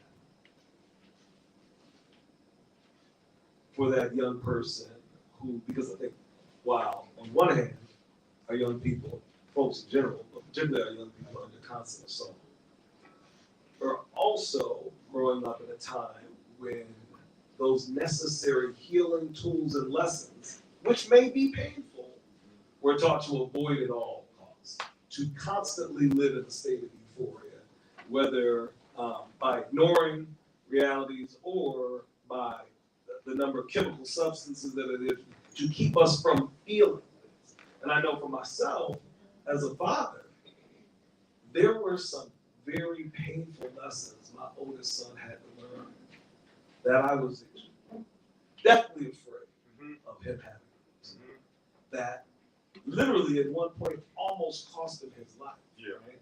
And on the other side of it now, I know my fear and my concern wasn't for the fact that he may have experienced whatever it was, that he may have experimented with whatever it was, but that he wouldn't survive it, right? Yeah. So on the other side, and I'm using the example of my son, but we're talking about El Shabab, right? Part of how we, the world, know him is because he had to go through that fire, and if he hadn't, his transformative effect on the world probably wouldn't have happened that way. Yeah. It's easy to say it when you're on the other side of it. It's easier, I'll be honest, even for me as dad with 4 younger ones, to say it now on the other side of it. But again, for that young person who may feel themselves in a space but afraid to lean in, but clearly it may be part of that healing journey. What is your advice there, as well as without getting lost in it? Yeah, thank you. And I know we're getting on in time, so I really appreciate this. This is incredibly fertilizing for me, man. It really is restorative as well. You mentioned the perspective as a parent. It can be so difficult for us to allow our children to go to the edge. And yet we also know from our own journey that that's the only place where certain things get activated. And sometimes they don't come back from that edge, sometimes they do, but that's the terror and the singularity of being a parent. Like that, you can't experience it any other way but as a parent. The possibility of harm, one's life is with you as your own child, the possibility of harm. With young people who I love and have such a calling for, I see them, they're like, I'm thankful that they open up with me. They feel safe enough to share with me their honest truth that this is where they are. They're right on the edge and they're scared, they're terrified. They don't know yet what it means to be on the other side. So it's easier for us if we've made it to the other side where we see that there's hope and possibility. For them, it feels so far away, like it's another solar system. Like I'm always going to be in pain. How do I even get there? I see you there, but how do I get there? So one of the things that I offer as an adult is my human truth. And I share this a lot with social workers and professionals who are helping professionals who work with families and young people. Because I've noticed that a lot of professionals, they don't enlist the one thing in their toolkit that could really make a difference with a lot of the young people they work with, which is show them your human side. Like, don't be afraid because you've been conditioned from your graduate program to have this professional distance to avoid transference. Don't be afraid to share your stories with these young people about your own suffering and struggle. I don't mean that you have to lose your boundaries and just start leaping with them. What I mean is, from the place of your own rootedness, trust in the medicinal nature of your own journey and sharing that journey strategically, mindfully with young people to help them understand that you just didn't show up fully formed the way that they perceive you as, but you've had to go through some things. Share with them the narratives or stories of how you avoided losing yourself, because it's a mystery to them. They don't know how they're supposed to avoid losing themselves. They haven't experienced it, they haven't seen it oftentimes. The adults around them present themselves almost like, and I'm talking about their own parents in many cases, or aunties and uncles, present themselves with this professionalism in relation to their own young kid. Like they don't let down the mask. They don't let down the walls and say, listen, man, my heart is still vulnerable and soft and tender. I still get hurt when people mistreat me. Like, let them know that we are the same species as them, because it's a painfully isolating thing for a young person to look at us and see these completed things and not understand how, not be able to decipher how they're going to get to where we are. And so we have this intimacy we can weave with them, like the storytelling that we do. We've been talking about that today a lot, storytelling, but the kind of storytelling that infuses hopefulness and infuses direction in our young people. I could have easily been lost in many occasions, so I don't have a foolproof guidebook for how not to get lost. I know I have grace that kept me here, and then I know that I had people that helped me along the way, and then I know that I had choices I had to make. And so I tell the truth of all of that triumvirate of blessings, and I just share that. And also, when we have to encourage our young people to value their own souls enough that they let their soul out. I'm talking about creative expression. Yeah, because we're taking creativity out of the schools. Preschool, kindergarten, elementary school, middle school, high school, it's all about preparing them for tests and scores so that we can make money in the way that the education thing is set up. So it's not actually an education system, it's a conformity system. exactly what it is. And it's a soul-killing enterprise. We've taken the arts, music, we've taken what we call gym class, which is actually a space for creativity, not just physical, but emotional creativity, social creativity. We've taken away recess. We've taken away physical body movement. We've said to sit still for 8 hours, don't move, don't twitch, don't look at each other, don't speak up, don't question the teacher. And so we're killing them by the thing that we send them to every day. Every day. You know, and so we must encourage our young people to, and that, you know, it's one thing to say, hey, you know, you gotta love your soul enough to let it express itself, but they don't know how to get there. So now we have to tell the story of what it means to go on that journey of learning how to love yourself, and that takes time.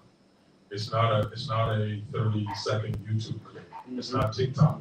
It's not a microwave process. It takes time to be able to share with young people over the course of seasons and consistent presence in their lives what it means to learn how to love yourself enough to then express yourself.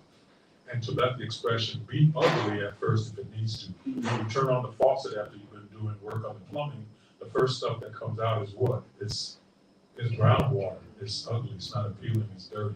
It's rust. It's the stuff that's calcifying and stuck. So we don't ever even give our young people the chance to express ugliness.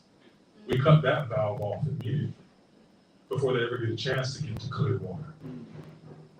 So we have to do, and this is where the circle comes around to us, we have our own labor to do to become capable of the patience and grace required to be relational spaces in which young people feel safe to take time to imperfectly become well.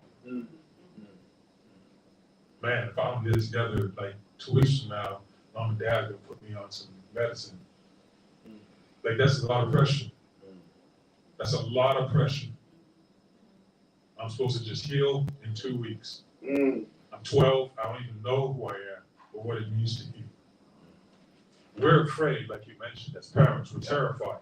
So we exude that toward them with this urgency. Like, oh my God. So we have that labor to do, and it's a love labor. So that we're in condition to endure the journey for all that it needs to be for them. But it is their journey. Yeah.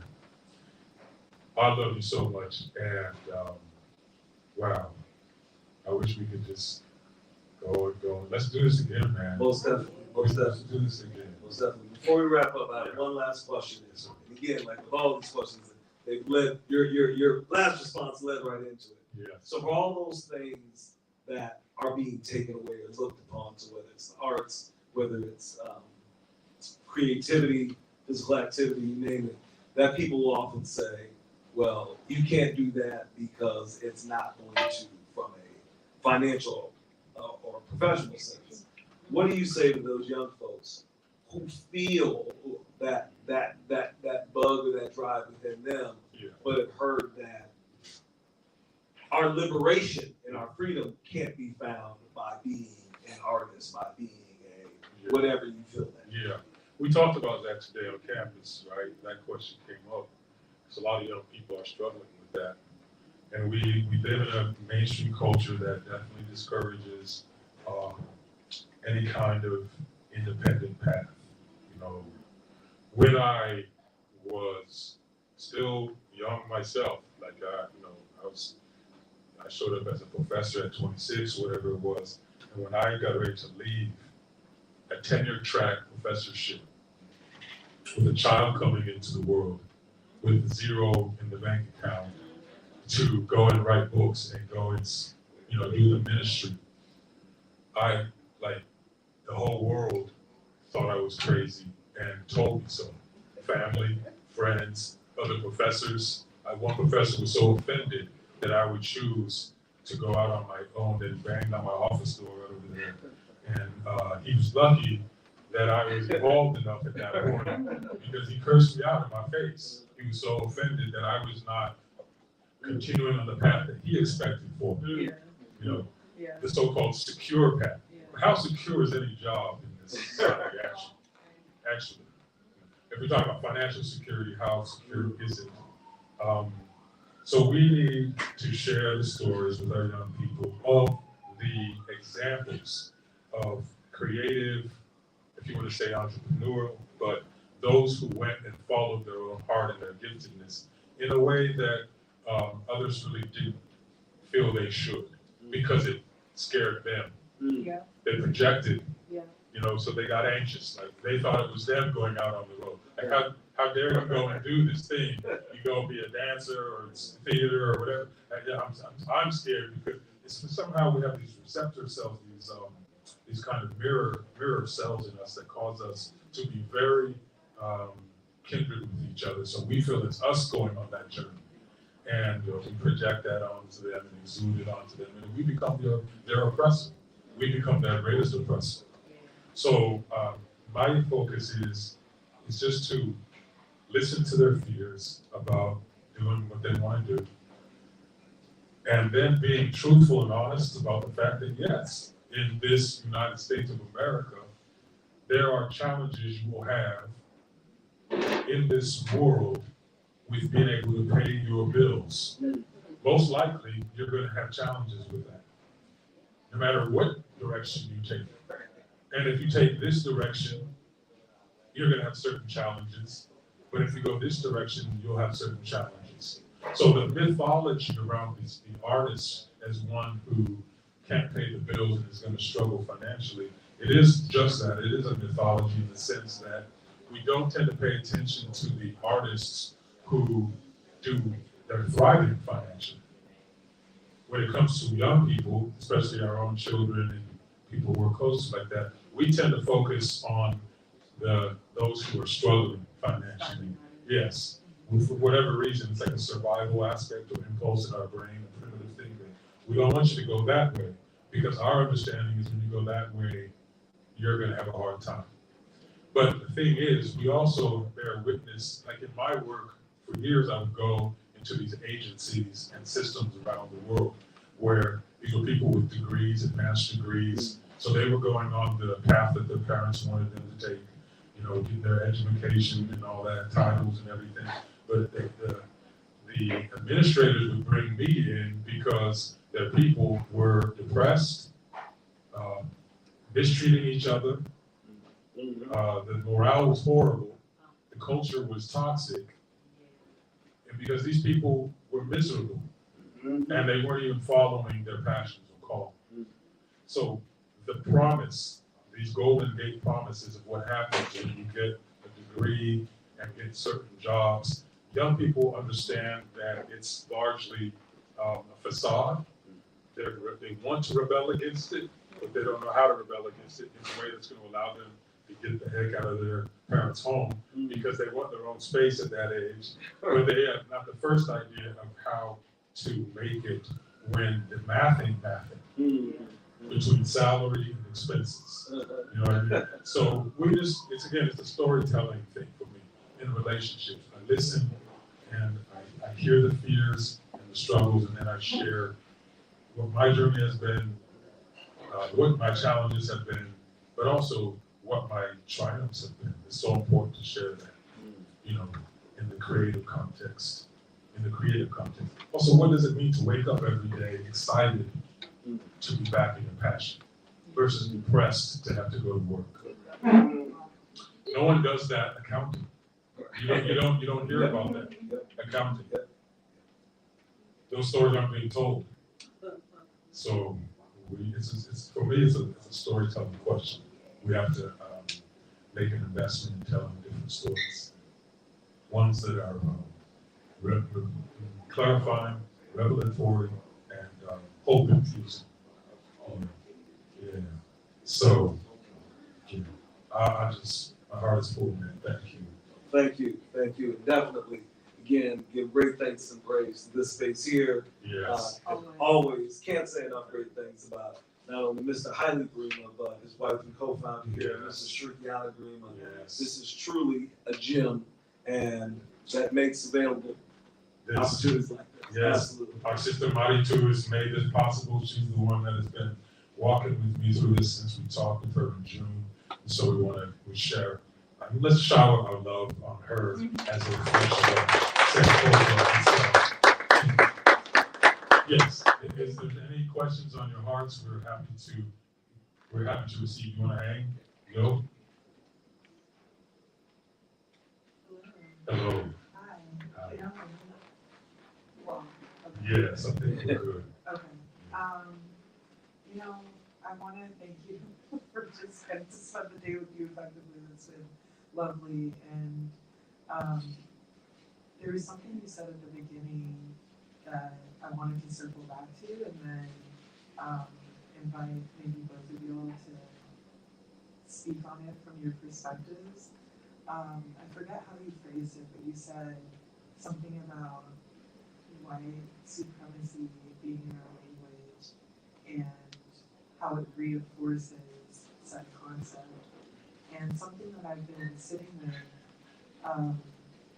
is how even the phrase and pairing those two words together is in itself a practice of upholding that system. I don't even personally pair the two words together. I think that it's a distraction from the supremacy of God or Allah or just creator with a capital C. You can, pick up this dictionary and it'll have Shiyame, which is people, rock that symbol everywhere. And it's the supremacy of God. So I was just curious. It seems like faith is a recurring theme for both of y'all. And I did have the pleasure of, hearing your dad speak. It was in Salem State. This was MLK 2015. Yeah, I'm thinking of how you became to be on the other side of this fireside chat, the way that God works to orchestrate things divinely. And yeah, I would really love to hear both of your perspectives about faith in your life, what that looks like, if it is kind of these Abrahamic religions, Christianity, Islam, etc., if it's an amalgamation, if it's ancestral. Yeah. Thank you. That's okay. Thank you. Yeah. Well, truly, my pleasure to be here. Thank you for the question. Yeah. And like my father, I can also be very loquacious, so I will. I'll do my best to temper my response. For me, that piece of saying how our response to dealing with the system of oppression, we don't realize, and this is something I have to check for myself. So my professional area is graduate here at Howard and the School of Business and Finance, right? So the professional work that I do is in economic development and financial management. That's a microcosm of the larger piece that I have to remind myself every day that the way I was trained, even here at an HBCU, is contrary to the work that I want to do and that I believe in, right? Because whatever date you want to put, 1492, what have you, unfortunately, so many of us have forgotten where we came from, right? In my government class, I ask people this. I said, what's the difference between a nation and a tribe? Or I'll say, name 5 nations, name 5 tribes. And overwhelmingly, people will say, well, the nations, Denmark, England, Argentina, whatever. And then they'll say tribes, Xhosa, Yoruba, Lakota. And I said, well, what's the difference? There was a famous Nigerian philosopher that said, the British came to Nigeria when there were 5 million British in the world and said, we are a powerful nation, and looked at 50 million Yoruba and said, you're a tribe. Right? How we define, unfortunately, has been patterned after us, the system that exploited us, as Jaiya was saying. We can't use the tools of the oppressor looking for liberation. Most of us don't know our original language. And when I say that, not just our figurative language, that too, but that which speaks and resonates to our soul. So for me, from a spiritual standpoint, I was raised, the first and fundamental law that I was raised with for spirituality is God is love, first and foremost. It was shown how that appeared in religions and spiritual belief systems of the world. Also taught how these other things were interjected in many of those same systems that were contrary to that. One of the things that both my parents, not just my father, but my mother as well, who was the daughter of a Baptist preacher, showed us truth, love, light, and healing in everything. Also taught us that with who we were, there wasn't a distinction between spirit, nation, identity. So right now, so we mentioned my last name, not Brett. I actually have a second family, like a God family, that's South African. They're closer. Their language is closer. Their nationality is closer. Their spiritual system is closer. All of it is this holistic system, right? There's no detachment. And it doesn't say that now you, Yoruba, Lakota, Hausa, whatever, have to be something else. I understand that you see the same divinity in everything, right? And you've recognized it and translated it into a language and culture that makes sense for you, right? That resonates to the herbs that don't grow in my part of the world, but your part of the world. One of the things Dr. Anu, I mentioned, said, one of the parts that he did coming from Ghana is when he came to the Americas, he mapped out all the medicinal remedies that he knew with American herbs, right? So, this here, over here is this. Because our culture is indicative of what our experience is. And so you live somewhere else, it's going to be a different experience. So when we talk about Christianity, right? Yeah. There are people that think by wearing sandals and a robe, they are more divine. Outside of realizing that was the clothing of that region of the world at that time. I remember having an amazing conversation when I lived in central Brooklyn in Crown Heights, and with a Hasidic Jew. And he was saying, that many of you see the broad, furry white hats and the big, long black coats. He said, that has nothing to do with Judaism. He said, this was the attire of the parts of Russia and Poland that this sect of Judaism emerged in at that time, at the time in which it came about. Yeah. And so too often, as powerful as culture is, we often weaponize it.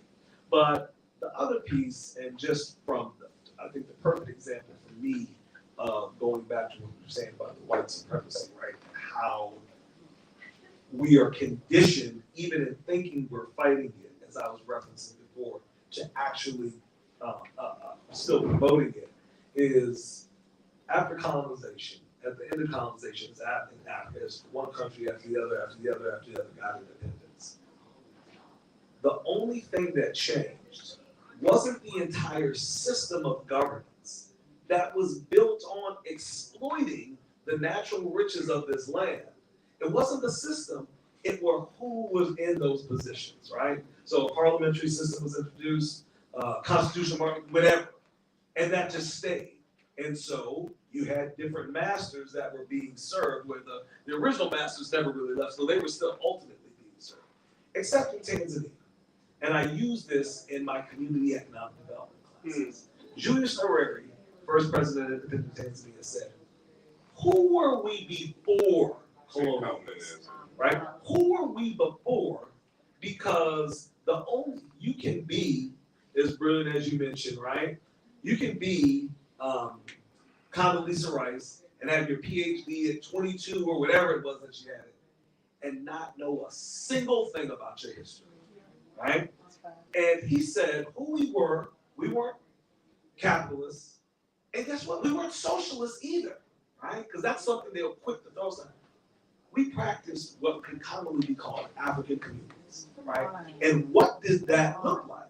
And so he created the Ujima villages. And he said, we are going to interact the way that our ancestors interacted, because these are based on what?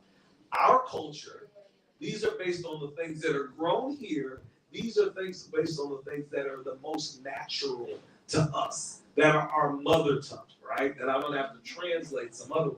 And when we say Ujima, most of us, roughly from Dr. Karinga, and Kwanzaa will translate that to cooperative economics. When you really look at Ujima, economics or anything related to money doesn't come into like number 10 at the earliest. It was how they defined being a human being. And with that, they said that to understand it, one of the most dangerous concepts in destroying Tanzania was the introduction of the nuclear family. Because their strength was built on the collective. So for me, when I say, how do we heal and how do we truly dismantle and what are the tools that we use? We use the tools that are inherent to us, that are our first language. So if we're planning to do something and create some collective anything or create some response and it doesn't have some form of spirituality in it, we've already lost. Because that's part of our intuitiveness. If we're looking to do something, you realize the more money we make, right, determines where people live. And the more money we make, the bigger the house is, and the further we are away from people.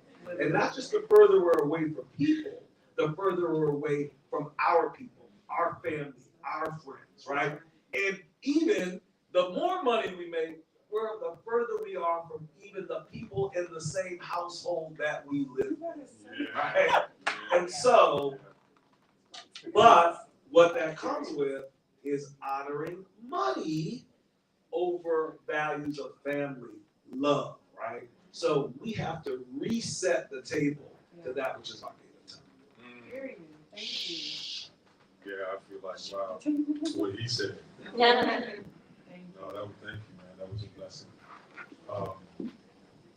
Yes, this question that reverberates in me, I just simply say in the interest of time. What reverberates in me often is this question of who is our God?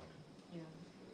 It's because I'm hearing him talk about how very often our God is money. Our God is bank account. Our God is our capacity to access certain resources which are only accessible through money. And if you look closely at the way many of us live our lives, and you ask the question, what does it mean to worship a thing? You see that what we actually worship in this society, we say as far as the propaganda or the descriptive of what this society is in terms of faith, we say, well, this is a spiritual society. This is a faith-based society, and particularly Christian and historic.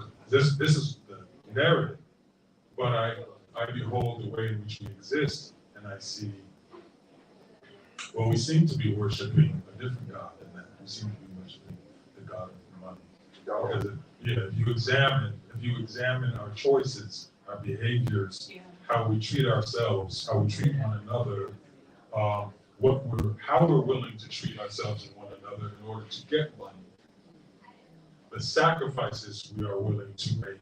In other words, what sacrifices do we make in our lives, and what is the intention or the objective of those sacrifices? Is the intention objective collective well-being? Is it the attachments of our relationships, or is it access to money? So I'm just asking the question of myself, and then I'm just witnessing and seeing. When it comes to supremacy, this concept of supremacy, again, as Mahante is directing us towards, he's guiding us in this direction of really, we are a reflection of our lands. And this is an indigenous understanding that who are our people? They are their land. And so, due to their land, they're going to develop their own language and linguistic system. So you have Alaskan indigenous people, Alaskan natives, who develop a language that has 200 words to describe snow, the crystals that we call snow. Why do they have so many words? Because it plays such a central part of their existence. So if you examine our way of being in this, what you call contiguous United States mainstream culture system.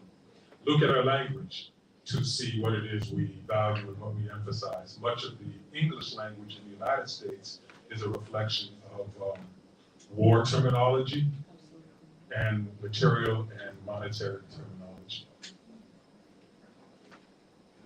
If you're asking the question, if you as a social scientist are saying, what is it that these people worship? What is your evidence? What is the evidence that you're going to use to determine what that worship is? And language is a good starting point. The last, I don't want to belabor the point, but I forgot to add that my professor had taught me in college, my Africana Studies professor, gave me an offering of white hegemony to describe what people often link together as white supremacy, to talk about white dominance, white terrorism, white violence, white etc., getting more accurate to it. So I don't know why white supremacy ends up being one that, well, we do know why, but it's a rhetorical, I don't know. Well, we definitely, that language, white supremacy, we have to understand we are obsessed for several hundred years now in this society with whiteness. So it's natural that would emerge as sort of a phrase to describe this thing that we believe we're working against. It's like we are like that's been our training. Like whiteness is our training. Supremacy is a newer sort of language, I think, relatively speaking, for the way we're trying to describe our reality and what we're working against and toward. But nonetheless, it is a trained concept or way of thinking. One of the last thing I'll say about all that is that I try to remind myself, and then I express outwardly as well, that what this journey we're on is a kinetic journey, not a genetic journey. It's to help me understand and remember that this is about spirit and energy. It's not so much about physical body. It's spirit and energy. Now, if we attend to our spirit and energy, I feel it naturally causes us to remember ourselves and naturally puts us in the presence of our ancestors and naturally helps us to activate the ways of being that we used to live in that were loving for us and that caused us to thrive. If we focus on spirit and energy, if we focus on the genetics that gets confused with nationality and borders and boundaries, things of that nature, then we tend to just go off in a whole other direction. So I try to remember what is this struggle? It's kinetic, more so than it's genetic. Yeah. Thank you. Yes, brother. Oh yes. Sorry. No, it's okay. How y'all doing tonight? My man's big. I didn't see you back there. First, well, my name is Foxy, so I'm a Howard graduate, and I'm now an adjunct professor. I'm actually back here ready for work.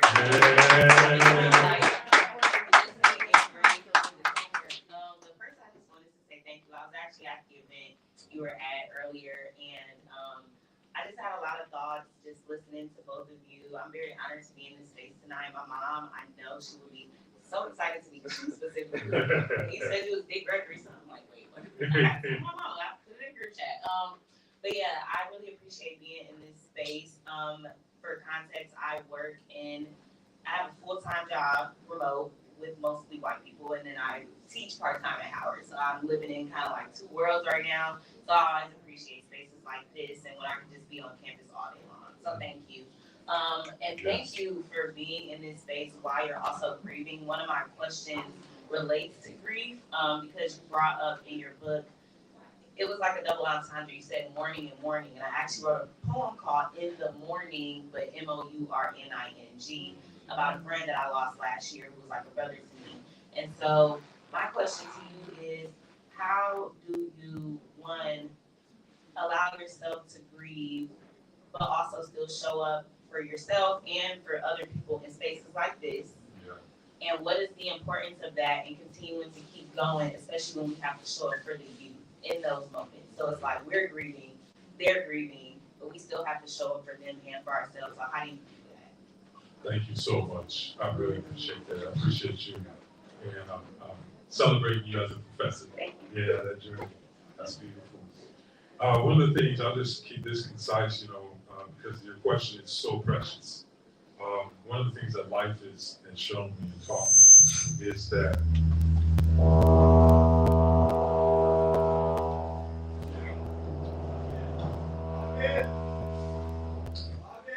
we're good. Um, is it this one? Oh, you got it. Okay, I think we're good. So I believe that indigenously, we grieved in a way that tended to be less violent to ourselves. And I'll explain what I mean by that. This strange, very young, immature culture that is the United States. If you look at us chronologically, we're infants. We call ourselves first world, and we call these other countries third world. But chronologically speaking, we're ancient. We're infants compared to these ancient cultures that we come from. And in this infant culture, the way we relate to death and grieving is such that it causes us to grieve violently. And what I mean is, we imagine death and grieving in such a traumatizing way. And we move in such an unforgiving way through death and grieving. For example, feeling like you gotta show back up at work the next day. Or you get like a certain, few days to whatever they call that, bereavement or whatever it is, or, you're not, people are not feeling in this culture free, supported, embraced, nourished to just grieve organically, whatever that means. So they feel like there's a prescriptive way in which I'm going to have to grieve, because I've got to show up. I got to show up for my children. I got to show up for my job. When I have a rare private moment, I'll fall apart. When nobody can see. My friends and family, I don't want to burden them, so I'm not going to talk about it too much. And when they call me or check in on me, I say I'm doing okay. But it's this whole cultural relationship with loss, death, and grieving, which causes us then to, when grief forces its way out, which it will, it forces itself out violently. Whereas if we embrace both birth and death in an indigenous way, there's so much love and affection and nurturing and patience and space and time and presence given to both aspects of the ceremony of being that, we tend to grieve in a way that is gentler and easier on ourselves. So, for example, I'll use the metaphor of a hose. When you squeeze that hose, the water comes out more violently. It's under more pressure. If you let the hose dilate, the water comes out more gently. So you asked the question of me in particular, how do I grieve? I've learned that if I put myself under pressure in relation to losing people, loved ones, or losing things, losing relationships, and experiencing that pain, and if I put myself under pressure, time pressure, behavioral pressure, appearance pressure, then I'm going to grieve in a way that's more violent, literally to my physical body, not to mention to my life and to my relations. When my brother died, that happened. He died at the age of 34, suddenly. And he was the only person in my life who was also born into, he was an orphan. He was an orphan born like me. And so we had a particular kind of kinship growing up in the family and in the community and just throughout life. So losing him, it devastated me. But I recall at the time, I continued traveling to work, to speak, to serve. And also, when I went back to attend to what needed to be cared for with my brother's death, which was, funeral home arrangements, burial arrangements, funeral service, memorial services, eulogy, informing friends of his, loved ones of his, forming family, I found that my parents were not up to the task. They were overwhelmed by the experience of losing a child. They were just not able to function, nor was my older sister. And so it fell upon me to, in a practical sense, care for these things. And what I recall doing was not attending to the devastation of my heart. And I will say to you that I felt in months later, I felt that my heart was physically damaged to such a degree that I was having heart attacks. And I remember particular moments where I felt like I was having heart attacks. And I was afraid to go to the doctor because I didn't want to have that confirmed. So I can't know to this day whether I did or not. But what I'm saying is I put my entire holistic system under so much pressure to not let out the natural wail of grief that it became a violent forcing out of itself. Because grief is much bigger than us. We will never contain it. We think we got it down, and then it gets us. And it could be days, months, or years later, but it gets us. So what I'm proposing is the idea that culturally we dare to explore the ancestral ways that we move through the cycles and seasons and ceremonies of birth and death. Explore whether we might benefit from choosing a cultural way of approaching these things that is gentler, that is not as violent. And for me, for example, the choice to be present here tonight is not me neglecting the grieving, it's me bringing the grieving with me. This is why I expressed it and shared it today on campus. I shared it with everybody.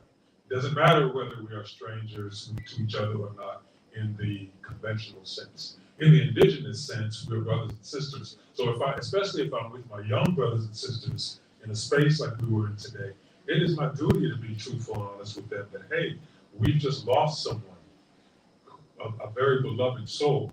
She has changed to light, and I want you to know that I am here grieving that we lost her this morning. So we shared it, and I was not separating myself in this bifurcated way to say, oh, I gotta speak on campus today to these people, and then I'm gonna partition my grief over here. No, we can grieve together.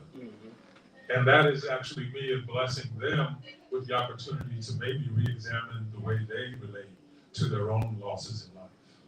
And so the same is true this evening. Being able to talk about all aspects that we've discussed honestly and truthfully is an aspect of grieving.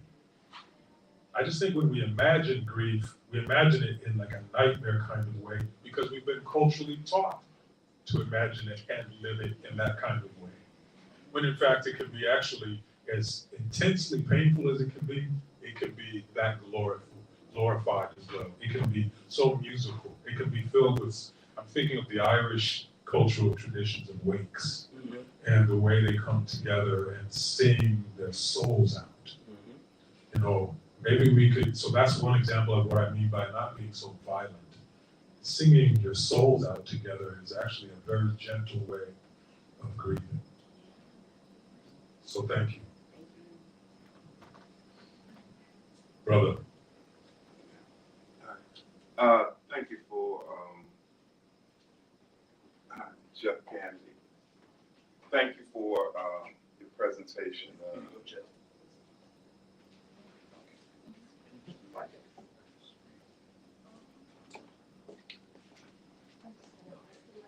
Oh, you're taking that one? Okay. Thank you, Jeff Kennedy. Again. Thank you for your presentation. It was extremely powerful. And also for Mrs. Bryant, we want to pray for the ancestor, Cecilia Williams Bryant. With so many Christian, you said something. You said so many things that would absolutely. I'd be glad to look at this over and over again for a number of times. That the conversation was just so rich. One of the things y'all both said was that I found to be so true was about the miracle grow. Put too much miracle grow, it ain't still ain't wrong. This is a safe space. Yeah. And I know most people have been here quite a while tonight, and so I'm not going to be long in this statement and actually question. I found in my walk that sometimes the only place I'm going to be free in the world is here in my mind.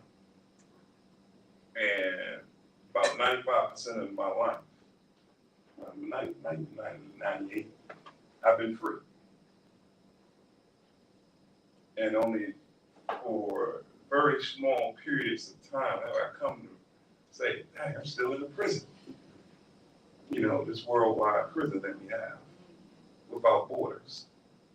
And a lot of people don't think of it that way. Christian described it so perfect early, so prophetically earlier. You had 5 men of the British come over and tell these folks that you are this, and these 50 million, these 60 million, that you are these things.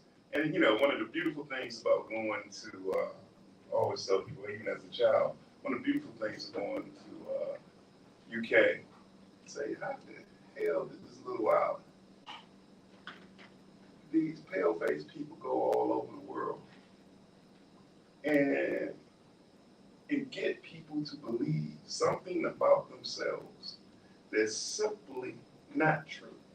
And how do they maintain it? And it's only up here. That's all it is. And of course now, in the economic system. So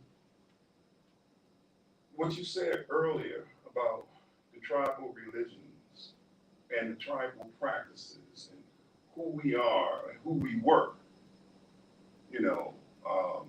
a lot of that may be able to be brought back into affect people and change societies and change normatives and change maybe economic systems. But we can always still choose to be free here. And as long as we're free here, it changes everything for so many people around us. And I always have to remind people, I had a conversation with some friends today. I was like, I've always been free. I have no idea what y'all talking about. Those are things that you picked up, that you accepted, that make you in chains. So when we birth freedom at dawn, it starts with ourselves. Thank you. Thank you, Brother Jeff. Thank you. Yeah, you speak of, you evoke Naeem Akbar, breaking the psychological chains of slavery. But when you speak of this capacity we have, right here, this brain is an amazing thing because it does have the potential to cause us to enslave ourselves and also to free ourselves. And it's a vast power that we have been entrusted with. And from a spiritual perspective, we do have a duty in how we caretake this mind, which I speak of mind not as a quote Western concept. I'm speaking of mind as the holistic soul, spiritual system of our being. We have a duty to caretake because of its potency. And we're also very infectious. We are, as a species, we infect each other all the time. And so our condition, if it is one of enslavement, it does infect many others who may be vulnerable to enslavement as well. And so does freedom, so does liberation. So we pray that our very infectious nature tilts in the direction of healing and remembrance and just clarification and rerouting and ancestral, just our ancestral presence with one another. We're praying that. That's our prayer, right? And you speak of dear Reverend Dr. Cecilia Williams Bryant, and I know that she and her love, John Bryant, and their children, their offspring, you know, they are all steadfast in that practice of love, not just with one another, but with all of us. And so that is what truly makes a community, and the absence of it breaks a community. So we want to pray going forth that we here tonight will carry that faith that our love makes a difference, and that, you know, it has made a difference. You know, I'm looking at people I know who have raised up beautiful souls, but that was through love. It was not through hate. It wasn't through hostility. It was not through closed-mindedness or bitterness or close-heartedness. And that kind of generational offering is so powerful. I'm looking at Tamiko and John, and you know, I think about my daughter Jordan and the very brief moments that she was able to have around their girls in their childhood. You know, we're talking about Madison, Alexis, and Torian, and my daughter still remembers them and still remembers spending time with them. Why? Because of how they made her feel in their presence. But that came, one, from those three girls' nature, but also from what their parents poured into them. And so that's the force and the power that we have. And we have to remember that. It's not always as complicated as we make it out to be. That's kind of cultural conditioning as well, that you got to create some complicated thing in order to change this world. But just the simplicity of us being with each other in a good way, as Native people in the Americas and Turtle Island would say, just being with each other in a good way. That can take us far. Sankofa, we look back so that we can go forward in a good way. That's right. We bless the Rimas, we bless the space. We're so thankful. That's the other thing, is that we are people of spaces. We need to reclaim spaces for gathering. That's what my project is, my work is really, it's a gathering project. And whether we're gathering virtually or physically, we have to really reclaim that as one of our ceremonies. So I love you. I'll be loving you from California. And, yeah, I can't thank you enough for being with us this evening. This brother, man, I love him deeply, and thank you for just being exactly what we needed tonight, my brother. Bless you. Okay. Love you. So I'll sign any books if you would like, because that's a part of it. Just want you to get home safely and rest peacefully tonight. And we'll keep you in our hearts, okay? Thank you.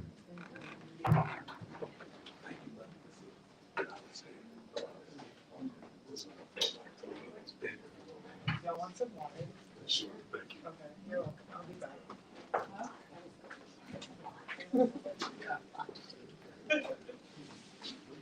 Yeah, man, that was like a dream fulfilled. To have you with me like that, bro. You got to do that. Take your picture, guys. Yes.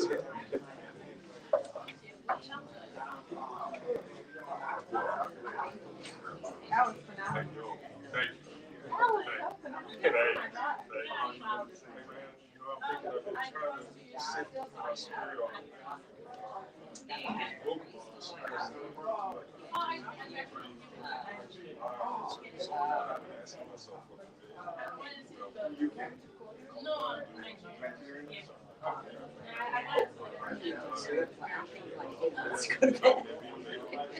so phenomenal. Just chop it up.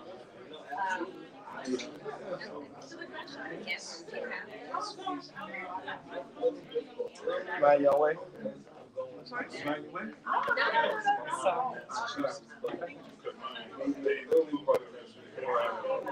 don't do that.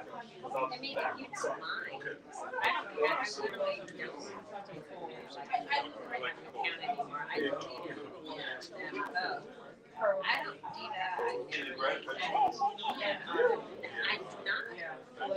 Okay. I live I took many videos. precious for me. So any way, that I can get those, I would love to hold those in my archives, share them. So I have a Google Drive you can go to or whatever you feel good for. Yeah. I like Google Drive. I have like one or something. Yeah, me too. Oh, right on. Now, my phone's not working, so I'm going to wait till I get back to Cali, but we'll get it. Okay. Thank you so much. Wow, She's a kid. She's been in all the spaces today. That's awesome. Yeah. I know, right? Yeah, I really appreciate y'all sharing that. Also, the first thing I thought of, like, water, y'all been running for a minute. I felt my own. I drank all the water in my bottle. So anyway, thank you. And I wanted to ask you, which of your books would you recommend for me specifically? Because I wanted you to sign it and write it. Wow. That's always a tricky question for me because it's a thing where I feel like everyone, their own soul will kind of have its own avatar that I can't go for which of the book. But I mean, daughter drink this water is always like an obvious one that I would go to. Yeah. You know what I mean? Yeah. It's because. So I'm going to. Okay. Yeah. I think that one. Okay. Yeah. Right You can't on. go wrong with that. Right on. I'll get it. Oh, I get this. You two don't know how much you love me. Yeah, I got it.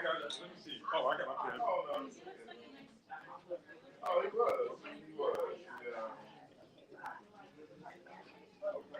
Yeah, that was my. No, it was my age. We grew up. What's that nation? Pretty early, man. Okay. I think like 8. Okay. She took Tamer arranged. Okay. One of the heavy drivers. Yeah. That he's been helping their parents out. Okay. So he's gonna come down. Okay, perfect. What is tomorrow? Friday? Yeah. Yeah. Okay, well, let me know what you need. I think so. But when I get up there, we got to work that out because I don't know what's going to be the timeline for different things, like services and things. I don't know if we're going to actually end up staying or coming back. You know what I mean? Here, it's been like, it might be different for them. Everything's been delayed. Yeah, it's been like depending a on couple how. weeks, depending on how. Okay. Yeah. But they, may have a different timeline though, because they'll have access. Well, that's true. They have a certain kind of access, but we'll see. Because I mean, we got Mr. Bryant. He's gone, as you can imagine, he's gone through a lot this year. He was her only caretaker. He's in his 80s. Yeah. Oh wow. And she was in and out of the hospital, and like it was hard on him. He's exhausted, and so we got to keep an eye on him and just kind of do this all at his pace. You know what I mean? Yeah, absolutely. Yeah. They're not going to take his time. Yeah. You two ever age, man? What's going on? Y'all what is going on? I'm telling you, come here. Exactly the same. This is freakish, man. Now I feel like you all have met before, but I don't. You. So Adiola's friend back in the day. Yeah, Octavia. Do you remember her? Yes, maybe. Yeah. You were with her at I'm gonna bust you out on this. Don't, please don't. Okay. Well, they work together. So her and Adiola work together. I think that's how I met you. I wasn't in a class. It was over there at Union Station. Were you here the whole time tonight? I didn't see. Oh my goodness. So all these folks go way back. I'm so thankful to have you here. Oh, Octavia. Who am I signing these to? Both of them. Okay. Yeah, man. I said, what are y'all drinking? Like, what kind of water? You look like California agrees. That's you. I literally, every day it is a Rico loves it out there. get out in the sun. It just feels so healing to me. I needed it. Oh, I was for sure. exhausted. I remember talking to y'all. Yeah, before You're I like, got there. I know. I just I was hurt. Yeah, Yeah. for sure. You good getting back? Yes, I am. I got a while. Okay. All right. Thank you. All right. Take your time. I'm what I want to do though is get back here soon. Okay. Have some real time. Yeah. And we gotta just Just break hang bread out. and just visit, relax, hang out. Yeah, I wish Alexis could have got I out. was hoping that, yeah. This was great. This is excellent. Your auntie, she stepped up. Oh my God. You couldn't tell that it was. There. It looked like you all had You're doing a great job. Thank you. Wow. You know, we don't stay up late. So, you know, you Yeah, I got know. No, I felt bad. I was like, man, I know this is past God's bedtime. You know. Once the sun goes down, but I want to say, I've become like you. I think of you all the time and laugh. Because, you know, I used to be so nocturnal. Alicia, you're my man. I'm hurt. Like, I do early bird specials, matinee movies. Yeah. Oh, yeah. I have fully become that. You know, like, I can't do it. I can't do it late night. Yeah. And I They wake can up have- crazy At early. the Yeah, we gotta go crazy early. Yeah. It's just, I guess it's the age, but Man, all right. So I'll check in on you on. I know you're probably busy all day tomorrow, so I'll check in on you on Saturday. Okay, please do. Please All right. do. Get home safe. All right, brother. Take Love you, man. care. Thank you. Good job, man. Yeah. Congratulations, Thank you so man. much. Love you, brother. You are the best. Thank you. All right. Thank you. Please let us know if you need. I will. I will. Be safe, okay? Be safe. Oh! Oh, man. Well, I'm great in general. I'm great in general. I really am. You look amazing. You too. That is wild. It's been so long, yo. Like, honestly, have we not seen each other since I lived here? And so then we know it's been at least 11 years. Wow. I moved in 2013.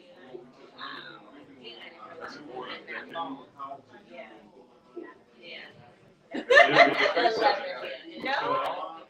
What is happening? Where do I? Oh, yeah.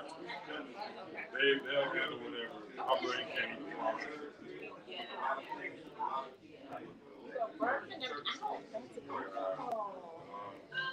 I mean, I'm so humble and thankful. You know, it's like 21 bullets in 2 years.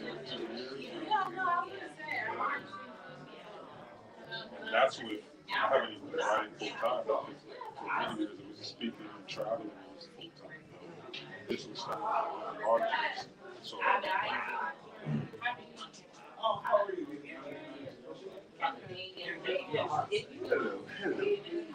So what do you teach? You said it?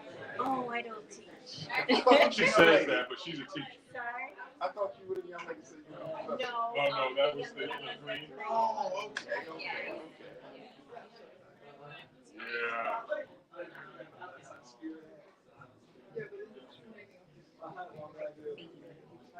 It's okay if I take a picture of you and Christian. Yeah, absolutely. I keep smiling when you call him Christian. That's his brother. Yeah, he's so gracious. That's your auntie. I get it all They the time. look alike, so I know they get it. Yeah, You're great. you know, Rolf? Okay. Let me take a picture with the two of us. You want a picture too, though? Okay. Absolutely. So, let me get you here. Hey, my pops is a cute dog, man. Oh, Yeah. I'm about, this might be my last year.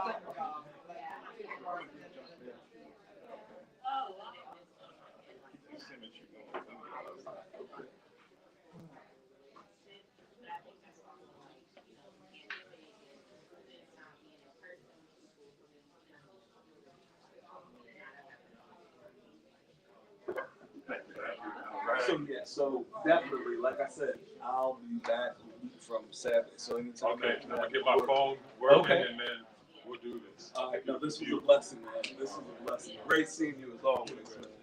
Truly. Be safe, okay? All right, All right. all right. Thank you. Yes,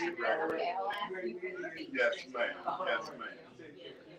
My new bird. You new good.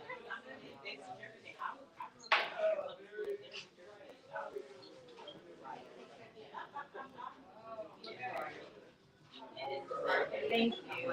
Thanks, yeah. Oh, Thank you. thank you. Yeah, take care of yourself, okay? Okay, so bless you. We'll be in touch.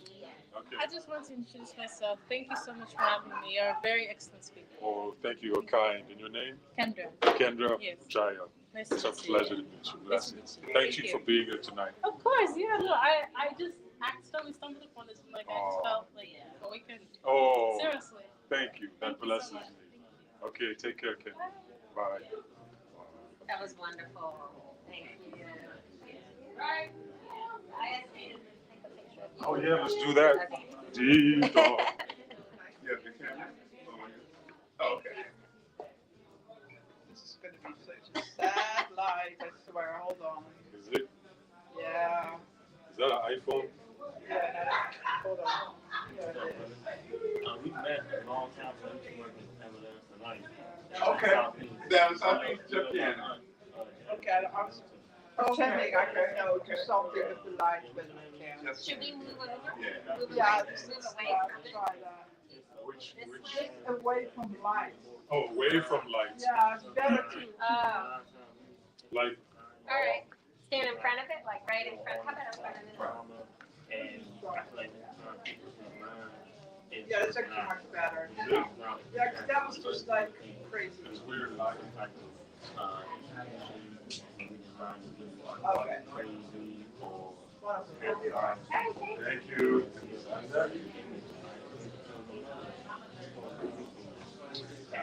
Today is the first day of the job.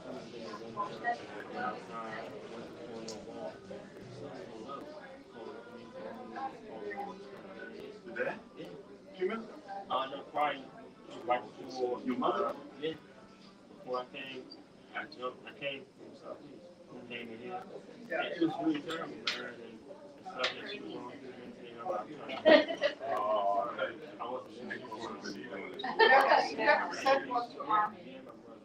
Yeah, definitely. So did you write, I know you said you wrote one in October last year. No, these what I began, what I was sharing. No, absolutely. That became these two writings. But you're published at the same time. Oh, both at the same time. It's all one river.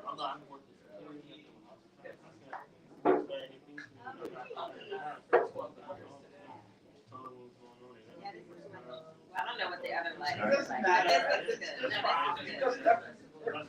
Okay. I finally am on the side of the camera with Dita instead of being a photo with Ari and Dita.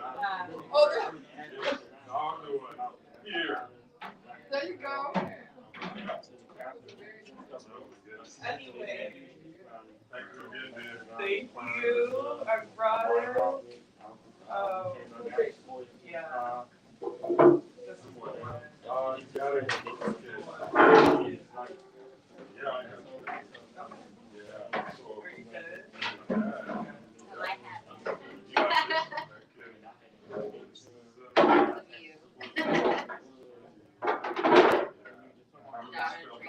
Oh, yeah, yeah, yeah. That's right, just like the job. And then.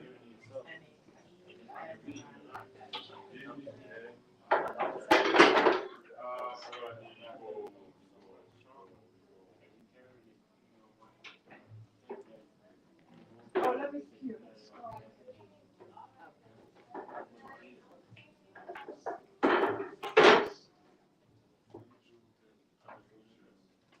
Good book to read. Dr. Alvar again.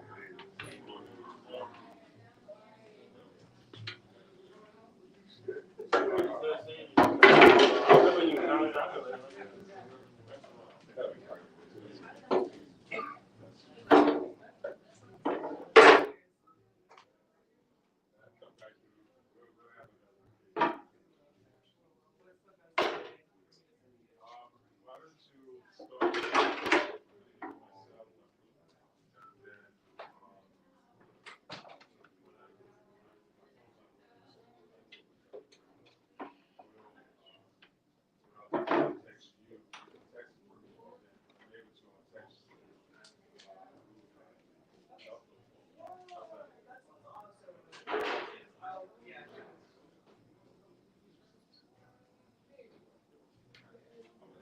got it. Kept it all these years.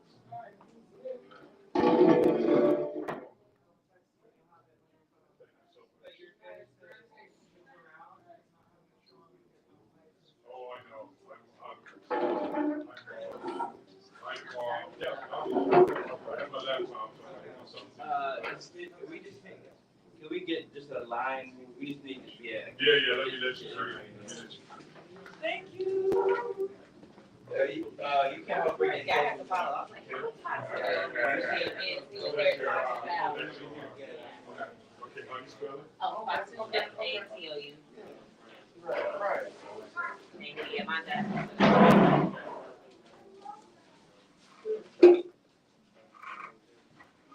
Oh my God, I'm so excited.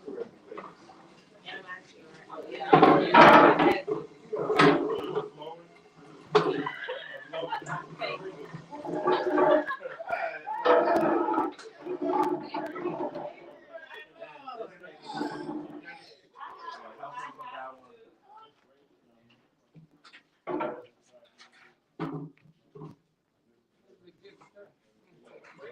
We're gonna use the big chairs for the